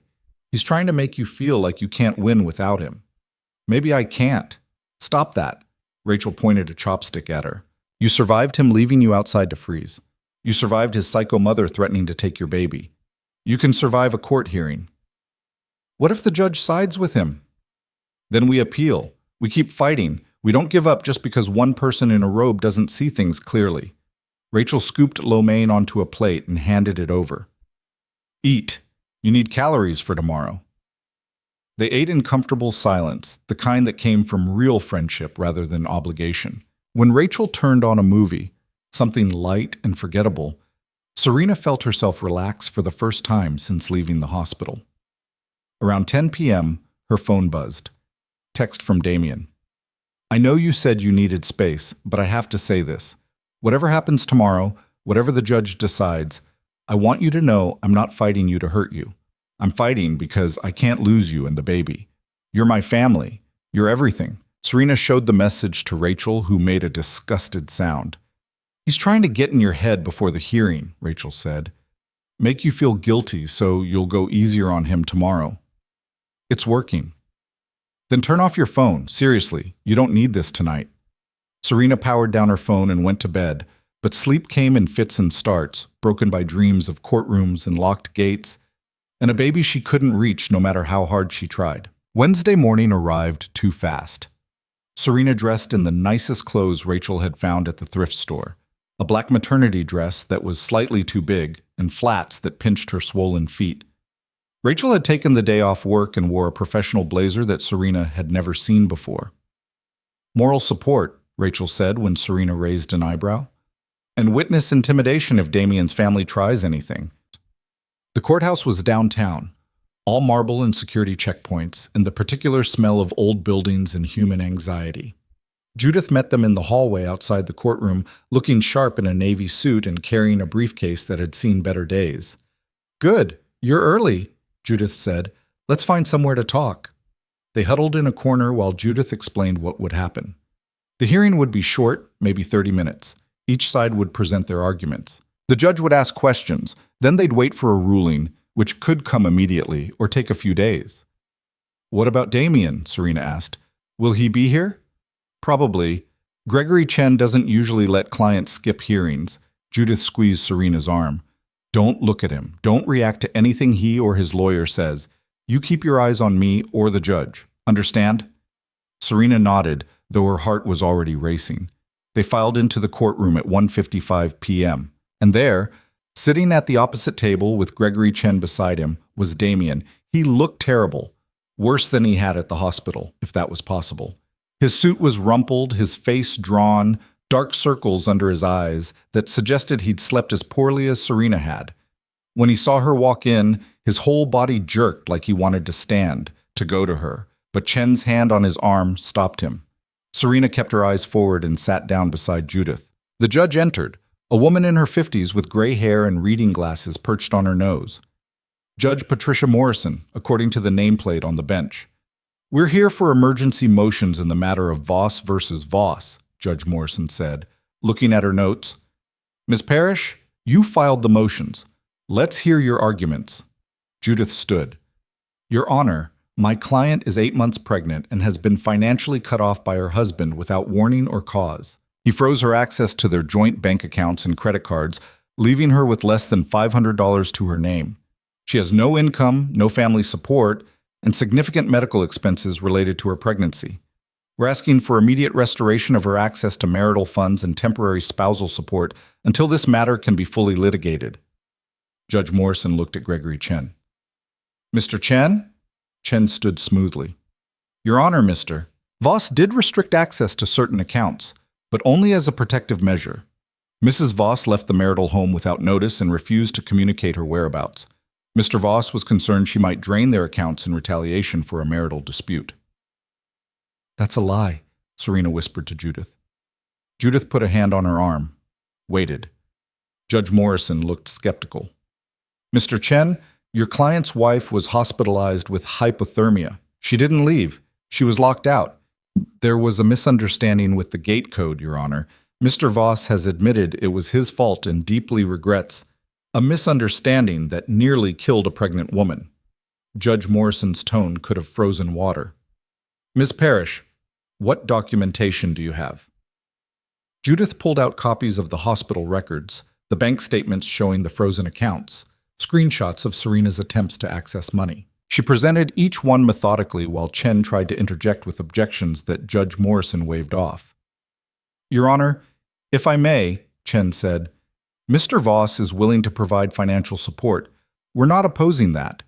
We simply want assurances that Mrs. Voss won't liquidate assets before custody and property division can be properly addressed." "Then he should have kept her access open and monitored the accounts," Judge Morrison said. "Freezing out a pregnant spouse is not an appropriate protective measure, Mr. Chen. You know that." Chen's jaw tightened. "Your Honor, we'd like to request a continuance to gather additional—" "Denied. I've heard enough." Judge Morrison looked at Serena directly. "Mrs. Voss, do you have somewhere safe to stay?" Serena stood on shaky legs. "Yes, Your Honor. With a friend." "And you're receiving adequate prenatal care?" "Yes, Your Honor." "Good." Judge Morrison turned back to her notes, wrote something. "Here's my ruling. All restrictions on Mrs. Voss's access to marital accounts are to be lifted immediately. Mr. Voss will also provide temporary spousal support of $5,000 per month until a final divorce decree is entered or the parties reconcile. Mrs. Voss will keep receipts for all major expenditures to be reviewed at the final hearing. This order is effective immediately." Chen started to object. "Your Honor, $5,000 a month is excessive. Mr. Chen, your client lives in a mansion and drives a car worth more than most people's annual salary. $5,000 a month for a pregnant wife is not excessive. It's baseline decent." Judge Morrison signed the order with a flourish. "Anything else?" Judith stood. "We'd also like to request that Mr. Voss be ordered to stay away from Mrs. Voss's residence." "Your Honor, that's completely unnecessary," Chen protested. "Mr. Voss has made no threats. He locked her outside in freezing weather," Judith cut in, "and his mother showed up at the hospital to threaten my client with losing custody. We need protection." Judge Morrison looked tired. "Mr. Chen, I'm going to issue a temporary stay-away order. Your client is not to go to Mrs. Voss's current residence or contact her except through attorneys or in writing regarding the child's welfare. Violations will result in contempt charges. Clear?" Damien shot to his feet. "Your Honor, please, I just want to talk to my wife, to apologize, to—" "Mr. Voss, sit down." Judge Morrison's voice was sharp. You'll have plenty of opportunities to communicate through proper channels. For now, you're going to give your wife space. Damien sat, looking gutted. Judge Morrison banged her gavel.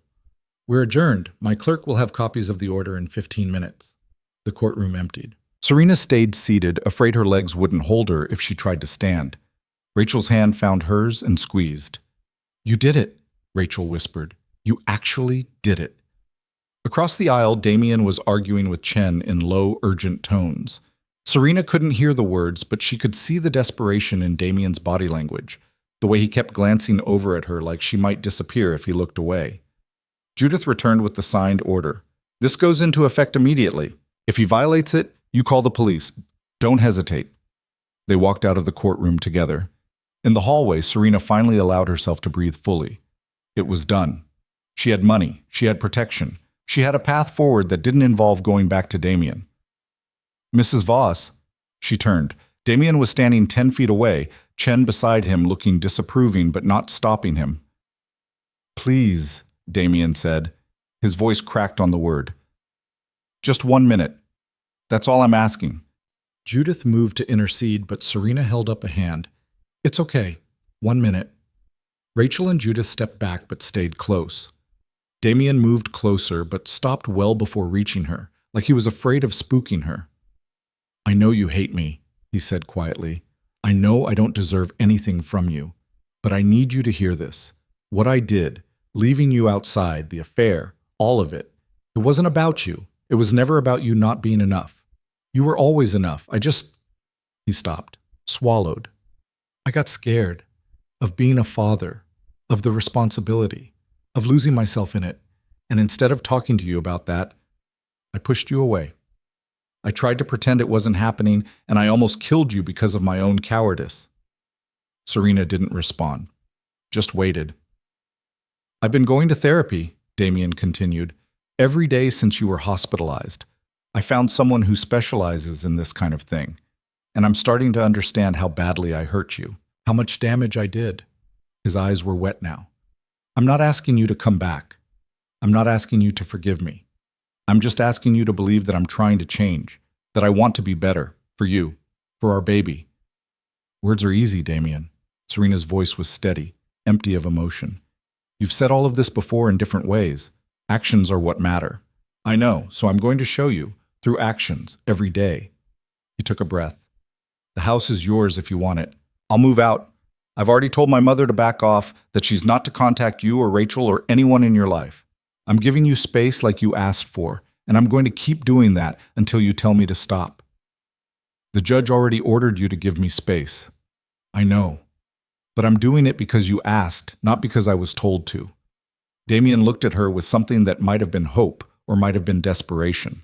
Is there any chance? Any possibility that someday you might be able to trust me again? Serena thought about the question, really thought about it.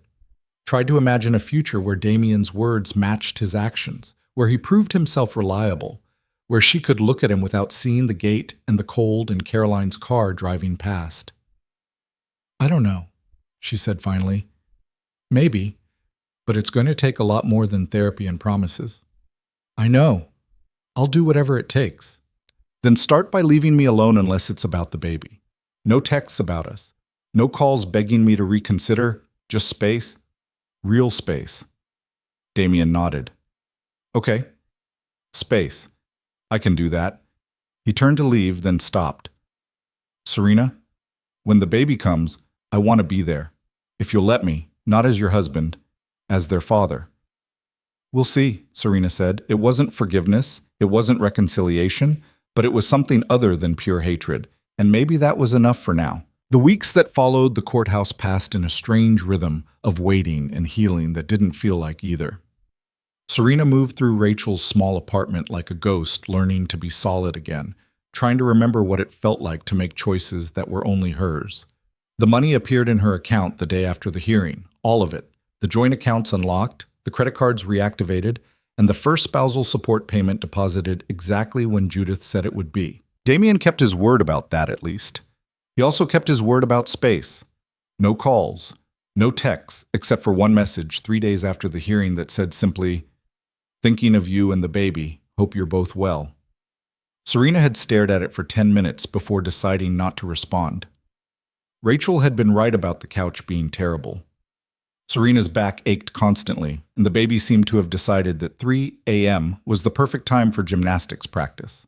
But the apartment was warm and safe, and every morning Serena woke up without the weight of Damien's expectations pressing down on her felt like a small victory. Dr. Martinez's follow-up appointment came on a Friday.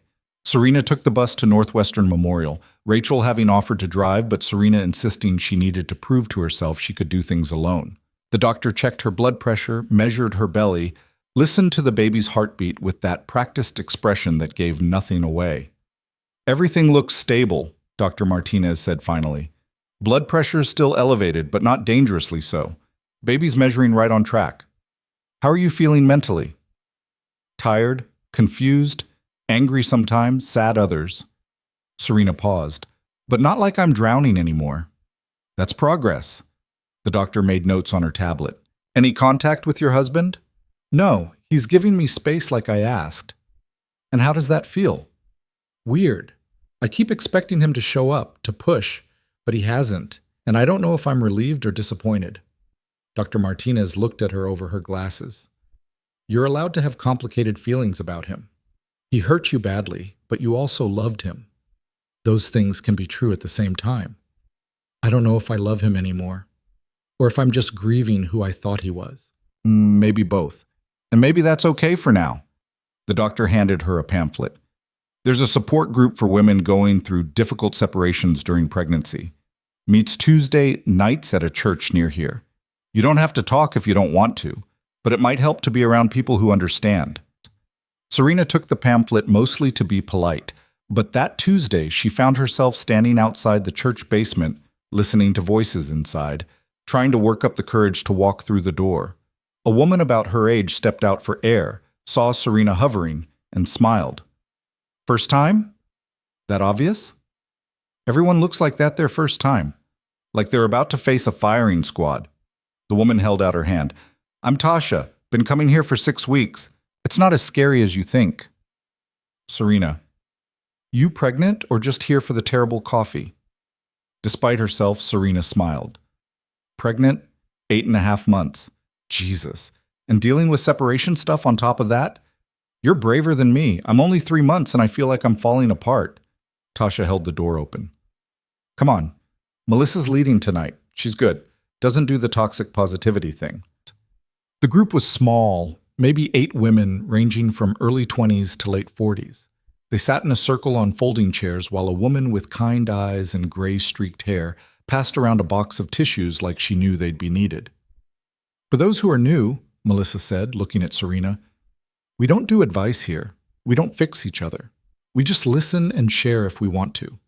Everything said in this room stays in this room, and if you just want to sit and absorb, that's fine too." The stories that came out over the next hour were painfully familiar. Women whose partners had left when the pregnancy test came back positive. Women whose husbands had affairs because pregnancy made them unsexy.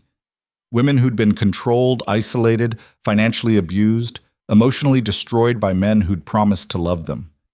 When it came around to Serena, she almost passed, but then she thought about standing outside that gate, about the cold, about waking up in the hospital, not knowing if her baby would survive. And the words came tumbling out. She told them everything: the affair, the locked gate, the hypothermia, Helen's threats, the court hearing. When she finished, the room was quiet. Then Tasha said, "Did you press charges?" Serena blinked. "For what?" "For leaving you outside. That's endangerment. Reckless endangerment of you and the baby. You could have died." I didn't think about that. The police never said anything." "Because cops don't give a shit about domestic situations unless someone's already dead," another woman said bitterly. "But you should talk to your lawyer. What he did wasn't just cruel, it was criminal." After the meeting, Melissa pulled Serena aside. "You okay? That was a lot to share first time out." "I'm okay. It actually helped, saying it out loud to people who don't know him, who don't have an opinion about what I should do." "Good. That's what we're here for." Melissa hesitated. "Can I give you one piece of unsolicited advice?" "Sure." Whatever you decide about your husband, whether you stay separated, get divorced, or eventually reconcile, make sure it's your choice. Not his, not his family's, not what you think you're supposed to do for the baby. Your choice. Because you're the one who has to live with it. Serena carried those words home with her on the bus, turning them over in her mind like stones she was trying to understand the weight of. The next day, she called Judith. "Can I press charges against Damien for what happened, for leaving me outside?" Judith was quiet for a moment. Technically, yes. It could be argued as reckless endangerment or criminal neglect. But Serena, I need you to think carefully about whether that's the path you want to go down. Criminal charges would make any kind of future co-parenting relationship almost impossible, and they'd turn your divorce into a public spectacle. But he almost killed me. I know. And if you want to pursue it, I'll support you. But I need you to be sure it's about justice, not revenge. Because the courts won't see a difference, but you'll have to live with the consequences. Serena thought about it for 3 days. In the end, she decided Judith was right. What she wanted wasn't Damien in jail. What she wanted was for him to truly understand what he'd done and change because of it. Criminal charges wouldn't accomplish that. But she did ask Judith to make sure it was documented in their divorce proceedings. Every detail. The affair, the gate code, the hypothermia, all of it. So if Damien ever tried to paint himself as the victim, there would be a record of the truth. March turned into April. The snow melted, leaving behind the kind of gray slush that made Chicago look exhausted. Serena hit 37 weeks, then 38, the baby getting bigger and her body getting more uncomfortable by the day. Damien sent his one aloud message per week, always brief, always the same sentiment in different words. "Thinking of you. Hope you're well. Let me know if you need anything." Serena never responded, but she also never blocked him. Some part of her needed to know he was still there, still trying, even if she didn't know what to do with that information. Rachel had been saintly about the whole thing, never complaining when Serena couldn't sleep and watch TV at 2 a.m., never making her feel like an inconvenience even though she clearly was. But Serena could see the strain starting to show.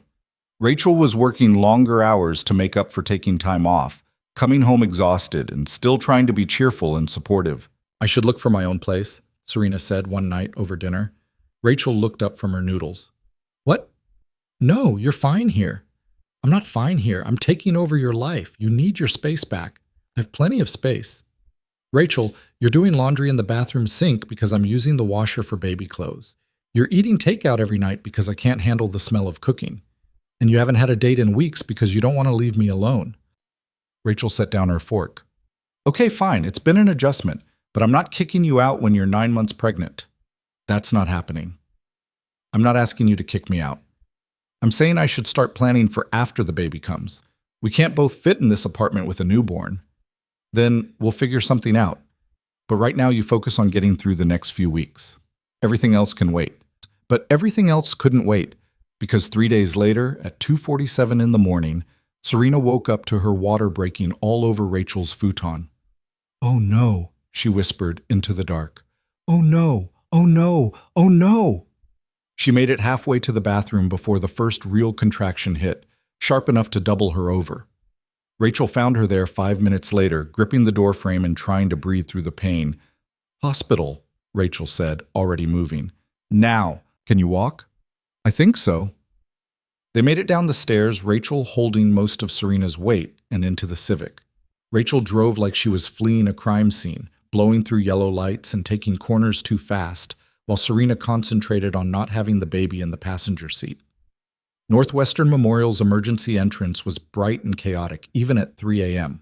A nurse took one look at Serena and got her into a wheelchair, rapid-firing questions about due date and birth plan and who to call.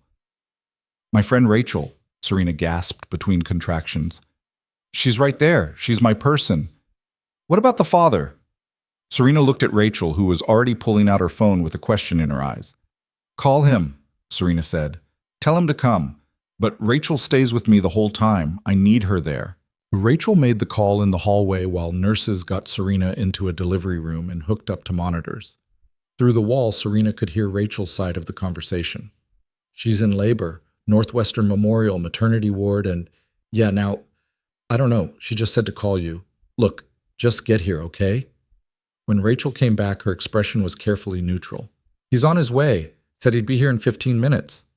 Okay." Another contraction. Serena gritted her teeth and counted through it. "Rachel, if I'm too out of it to make decisions, you make them. Not him, you. Promise me." "I promise. But you're going to be fine. You're going to get through this and meet your baby, and everything's going to be okay." Serena wanted to believe her. Damien arrived in 12 minutes, looking like he'd thrown on the first clothes he'd found and run the whole way. He stopped in the doorway of the delivery room, taking in the monitors and the IV and Serena in the hospital gown, and his face did something complicated. "Can I come in?" he asked quietly. Serena nodded. He approached the bed slowly, like she was something wild that might bolt. Rachel moved to give him space, but Serena grabbed her hand. "She stays," Serena said. "Of course. I wouldn't ask her to leave." Damien stood at the foot of the bed, his hands shoved in his pockets. "How are you doing?" "I'm in labor. How do you think I'm doing?" "Right, stupid question." He looked at the monitor showing the baby's heartbeat. "Strong heartbeat." "Yeah." They lapsed into awkward silence, broken only by the beeping machines and Serena's breathing as she worked through contractions. A nurse came in to check her progress, declared her at 6 centimeters, and said it would probably be a few more hours. "You can wait in the hall if you want," Serena told Damien. "Or the waiting room. You don't have to watch this. I want to be here, if that's okay with you. It's your baby too. It's not about the baby. It's about you." Damien's voice was soft.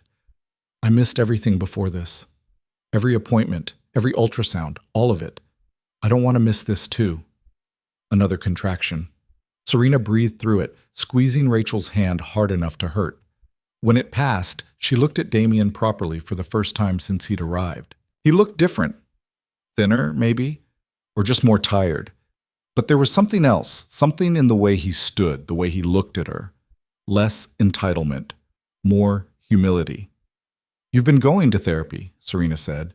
3 times a week. How did you know?" "You're not trying to take over.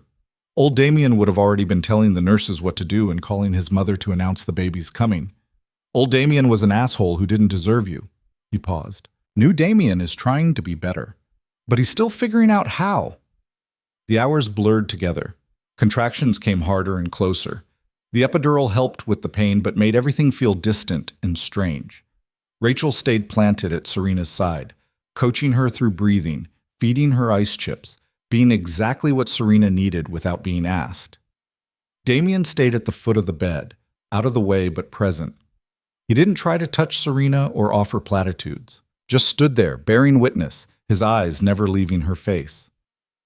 At 6:23 a.m., the doctor came in and announced it was time to push.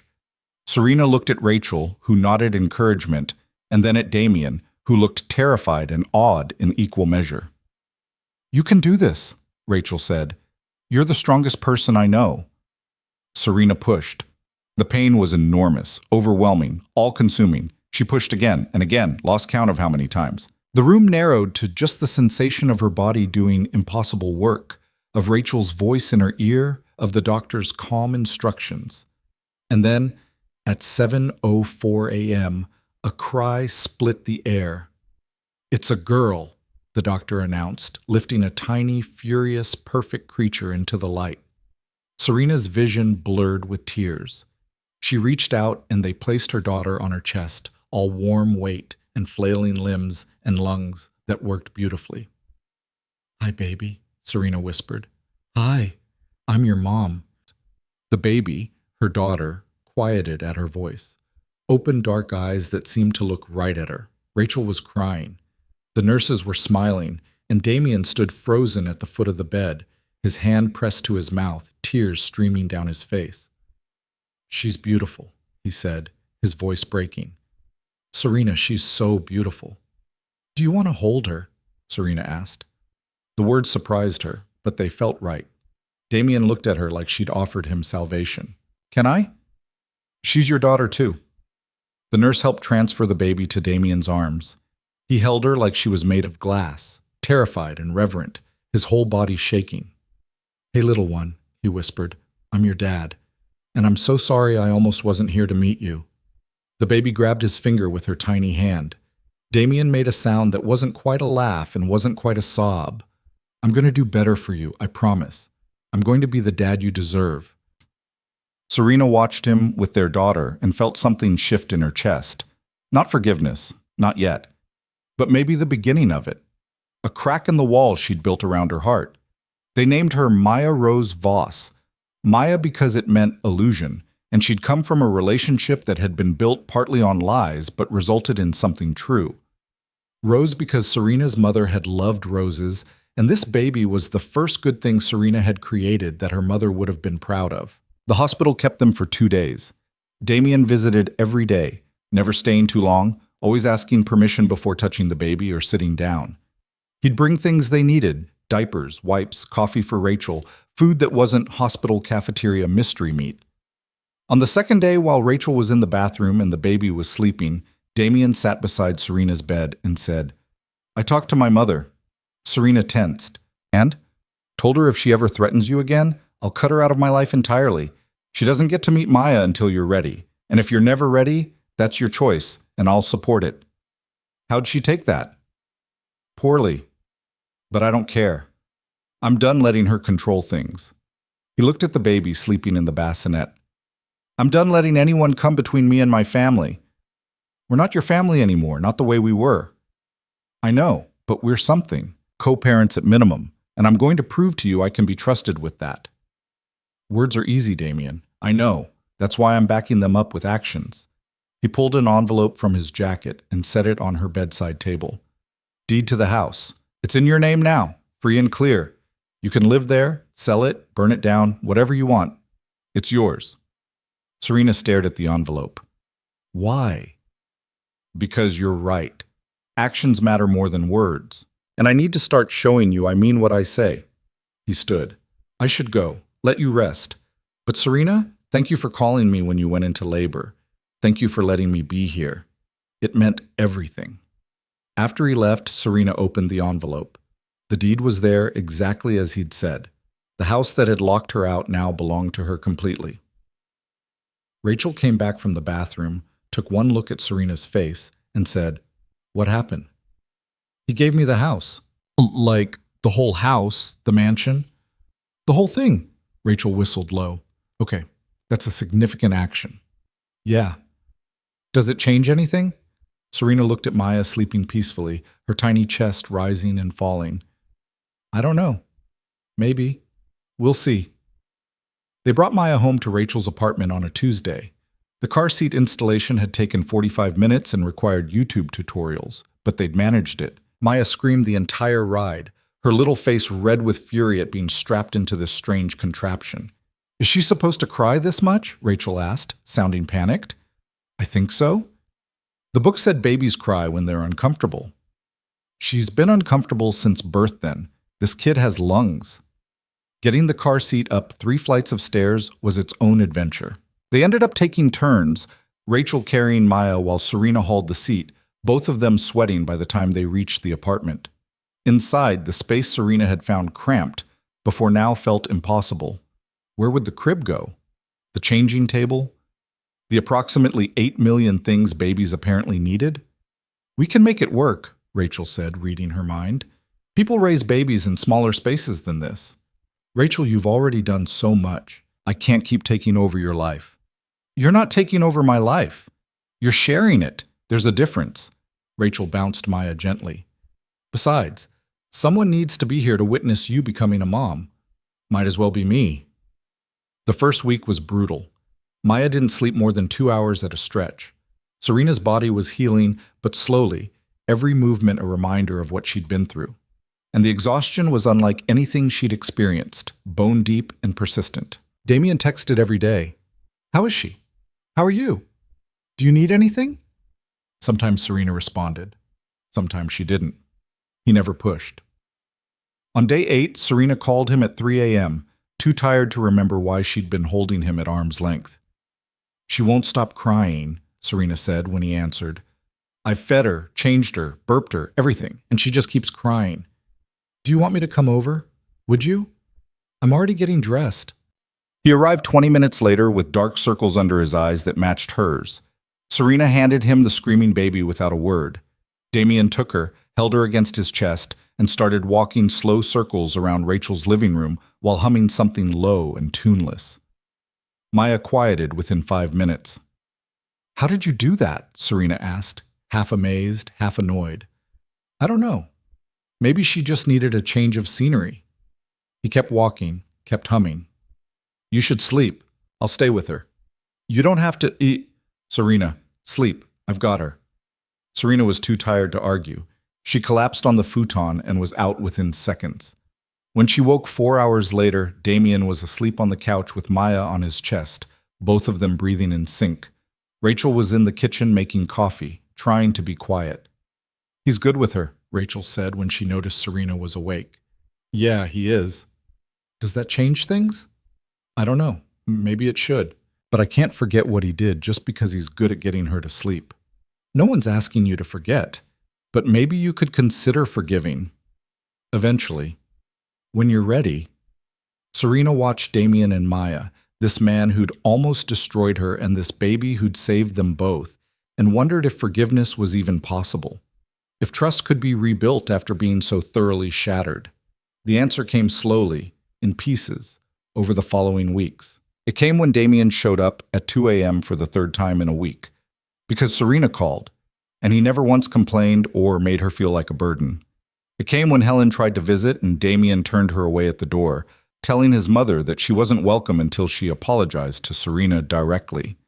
It came when Judith called to say the divorce proceedings were moving forward and did Serena want to continue, and Serena realized she wasn't sure anymore. It came when Maya was 6 weeks old and Serena finally felt brave enough to drive to the mansion, her mansion now, to see if she could stand being in the place that had locked her out.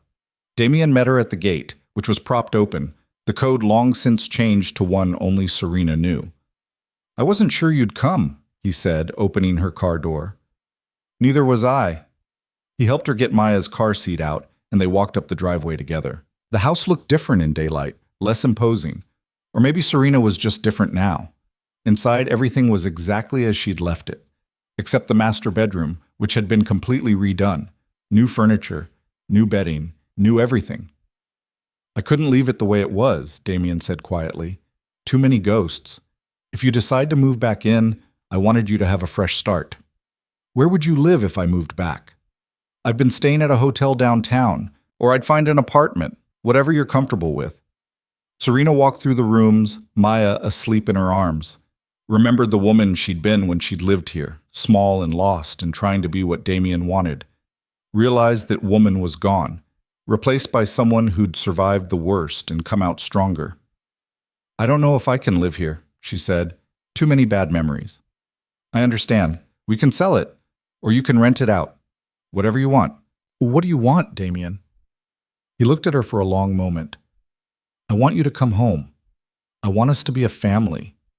I want to prove to you every single day that I'm not the man who locked you out anymore." He paused. "But what I want doesn't matter as much as what you need. So if you need me to walk away completely, I will. If you need me to just be Maya's dad and nothing more, I can do that. Whatever you need, I'll give it to you." Serena felt tears building. "I don't know what I need yet." "That's okay. Take your time figuring it out. I'm not going anywhere." They ended up in the kitchen, Damien making tea while Serena fed Maya, the domesticity of it strange and familiar at once. "I'm scared," Serena said suddenly, "of trusting you again, of believing you've changed and then finding out you haven't." "I'm scared too," Damien admitted, "of failing you again, of being the person I was instead of who I'm trying to become." He set a cup of tea in front of her. "But I'd rather be scared and trying than safe and giving up." "Have you really been going to therapy 3 times a week?" "Yeah, Dr. Patterson. She specializes in infidelity and emotional abuse recovery. For the person who did the hurting, I mean. She doesn't let me make excuses, calls me out on every defense mechanism." He smiled wryly. "It's brutal, but necessary." "What have you learned?" "That I was using Caroline to avoid dealing with my fear of being a father. That I isolated you because I was afraid of you seeing how scared I was. That I locked you out, literally and metaphorically, because I thought if I didn't have to face you, I wouldn't have to face myself." He looked down at his hands. "And that none of that is your fault. None of it. It was all my brokenness, and I made you carry the weight of it." Maya finished eating and let out a satisfied sigh. Serena lifted her to her shoulder for burping. I'm in therapy too, Serena said. The support group led to individual sessions. I'm working through the trauma of that night and the years before it. Good. You should. You deserve support. My therapist asked me if I think our marriage can be saved. What did you tell her? I said I don't know, because I don't. Some days I think yes, if we both keep working at it. Other days I think too much has happened, that we'd just be pretending the cracks aren't there. Damien nodded slowly. What would it take for you to trust me again? Really trust me? Serena thought about it. Time, consistency. You doing what you say you're going to do over and over until the pattern proves you've changed, and probably couples therapy if we're going to try this. I can do that, all of it. And boundaries, real ones.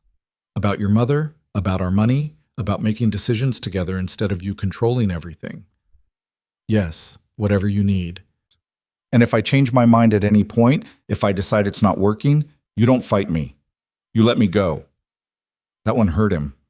She could see it in the way his whole body tensed. But he said, Okay, if that's what you need, I'll let you go. They sat in the kitchen of the house that was now hers, drinking tea while their daughter slept between them. And for the first time in months, Serena felt like maybe, just maybe, there was a path forward she could actually walk. It wasn't forgiveness. Not yet. But it was possibility. Over the next 3 months, Damien proved himself slowly, steadily, in ways that mattered. He showed up for every pediatrician appointment, learned to change diapers and give bottles, spent hours researching safe sleep practices and baby development milestones. He respected every boundary Serena set, never pushed when she said no, never made her feel guilty for needing space. He also started the process of selling his share of the family business to Helen, cutting financial ties with his mother and the toxic control she represented. It meant less money, less prestige, but it also meant freedom from the expectations that had shaped him into someone he didn't want to be. In July, when Maya was 4 months old, Serena agreed to couples therapy. They met twice a week with Dr. Chen, a no-nonsense woman in her 60s who'd spent 30 years helping couples rebuild after betrayal. The sessions were hard. Damien had to sit with Serena's pain, really hear it, without defending himself or minimizing what he'd done. Serena had to learn to communicate her needs clearly instead of hoping Damien would just figure them out. They both had to practice vulnerability in ways that felt terrifying after everything that had happened. But slowly, session by session, something shifted. The distance between them started to close. Not all the way. There were still hard days, still moments when Serena looked at Damien and saw the man who'd left her outside the gate. But there were also moments when she saw the man he was becoming, and those moments were getting more frequent. In August, Serena made a decision. I want to try living together again, she told Damien during a session. Not in the mansion, somewhere new, somewhere that doesn't have bad history attached to it. Damien's face lit up. Really? Really, but with conditions. We sell both properties, the mansion and Rachel's place since I've been covering her rent anyway. We find something new together, and we split everything 50-50. Joint accounts, but also personal accounts. Shared decision-making. Equal partnership. Yes, to all of it. They found a townhouse in Lincoln Park. 3 bedrooms, brick front, small yard for Maya to play in eventually. It wasn't as grand as the mansion, but it was theirs, chosen together, paid for together, filled with furniture they picked out side by side. Moving day was chaos. Rachel helped, of course, directing movers and assembling cribs, and generally being the force of nature she'd always been. When everything was finally in place and Rachel had left, and Maya was asleep in her new nursery, Damien and Serena stood in their new living room and looked at each other. This is really happening, Serena said. Yeah, it is.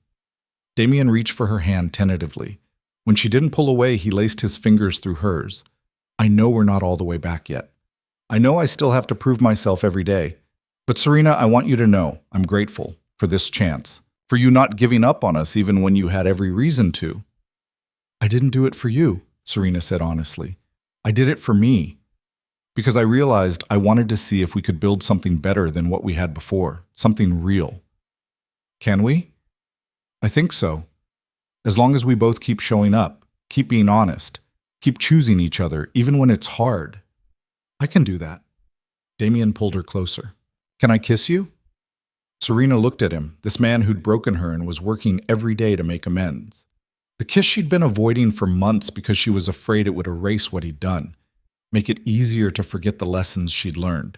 But she was also tired of being afraid, tired of protecting herself from someone who was genuinely trying to be better. Yes, she said. You can kiss me. The kiss was tentative at first, careful, both of them feeling their way back to something that had been lost. But then Damien's hand came up to cup her face, gentle and sure, and Serena leaned into it, and the kiss deepened into something that felt less like forgiveness and more like a new beginning. When they pulled apart, they were both crying. I love you, Damien said. I never stopped loving you. I just forgot how to show it. I love you too, Serena said. But loving you doesn't mean I've forgotten. It means I'm choosing to build something new with the person you're becoming. I can live with that. They stood in their new home, holding each other while their daughter slept upstairs, and felt the weight of the past start to ease. Not disappear. It would always be there, a scar they'd both carry, but it didn't have to define them anymore. 6 months later, on a cold February morning, Damien and Serena stood in Judge Morrison's courtroom again. But this time, instead of asking for protection orders and spousal support, they were filing a motion to dismiss the divorce proceedings. Judge Morrison looked at them over her glasses with an expression that suggested she'd seen this particular story play out in various ways. Are you sure about this, Mrs. Voss? The judge asked. You don't have to reconcile just because you have a child together. I know, Your Honor, but we've been in therapy, both together and separately, and I believe he's changed. More importantly, I've changed. We're not the same people who stood here a year ago. Judge Morrison looked at Damien. Mr. Voss, if you ever pull anything like what you did again, I won't, Your Honor. I swear it. See that you don't, because next time there won't be a reconciliation. There'll be restraining orders and criminal charges. She signed the dismissal. You're very lucky, Mr. Voss. Your wife is more forgiving than most people would be. I know, Your Honor. I remind myself of that every day. Outside the courthouse, Damien took Serena's hand. Thank you. For giving me another chance. For believing I could be better. Don't thank me yet, Serena said. We still have work to do. This isn't a happy ending where everything's magically fixed. This is just the beginning of building something real. I know, and I'm ready for it. He paused. All of it. The hard conversations, the setbacks, the days when you still don't trust me completely. I'm in this for the long haul. Good, because I'm going to hold you to that. They walked to their car, where Rachel was waiting with Maya, and drove home to their townhouse in Lincoln Park. That night, after Maya was asleep and the dishes were done, and the normal chaos of life with a baby had settled, Serena and Damien sat on their couch and talked about the future. Not the fantasy version where everything was perfect, but the real version where they'd both made mistakes and both had to keep working every day to build something better than what they'd had before. It wasn't the love story Serena had imagined when she'd married Damien 4 years ago. That story had been full of grand gestures and expensive gifts and the illusion that money and passion were enough to sustain a marriage.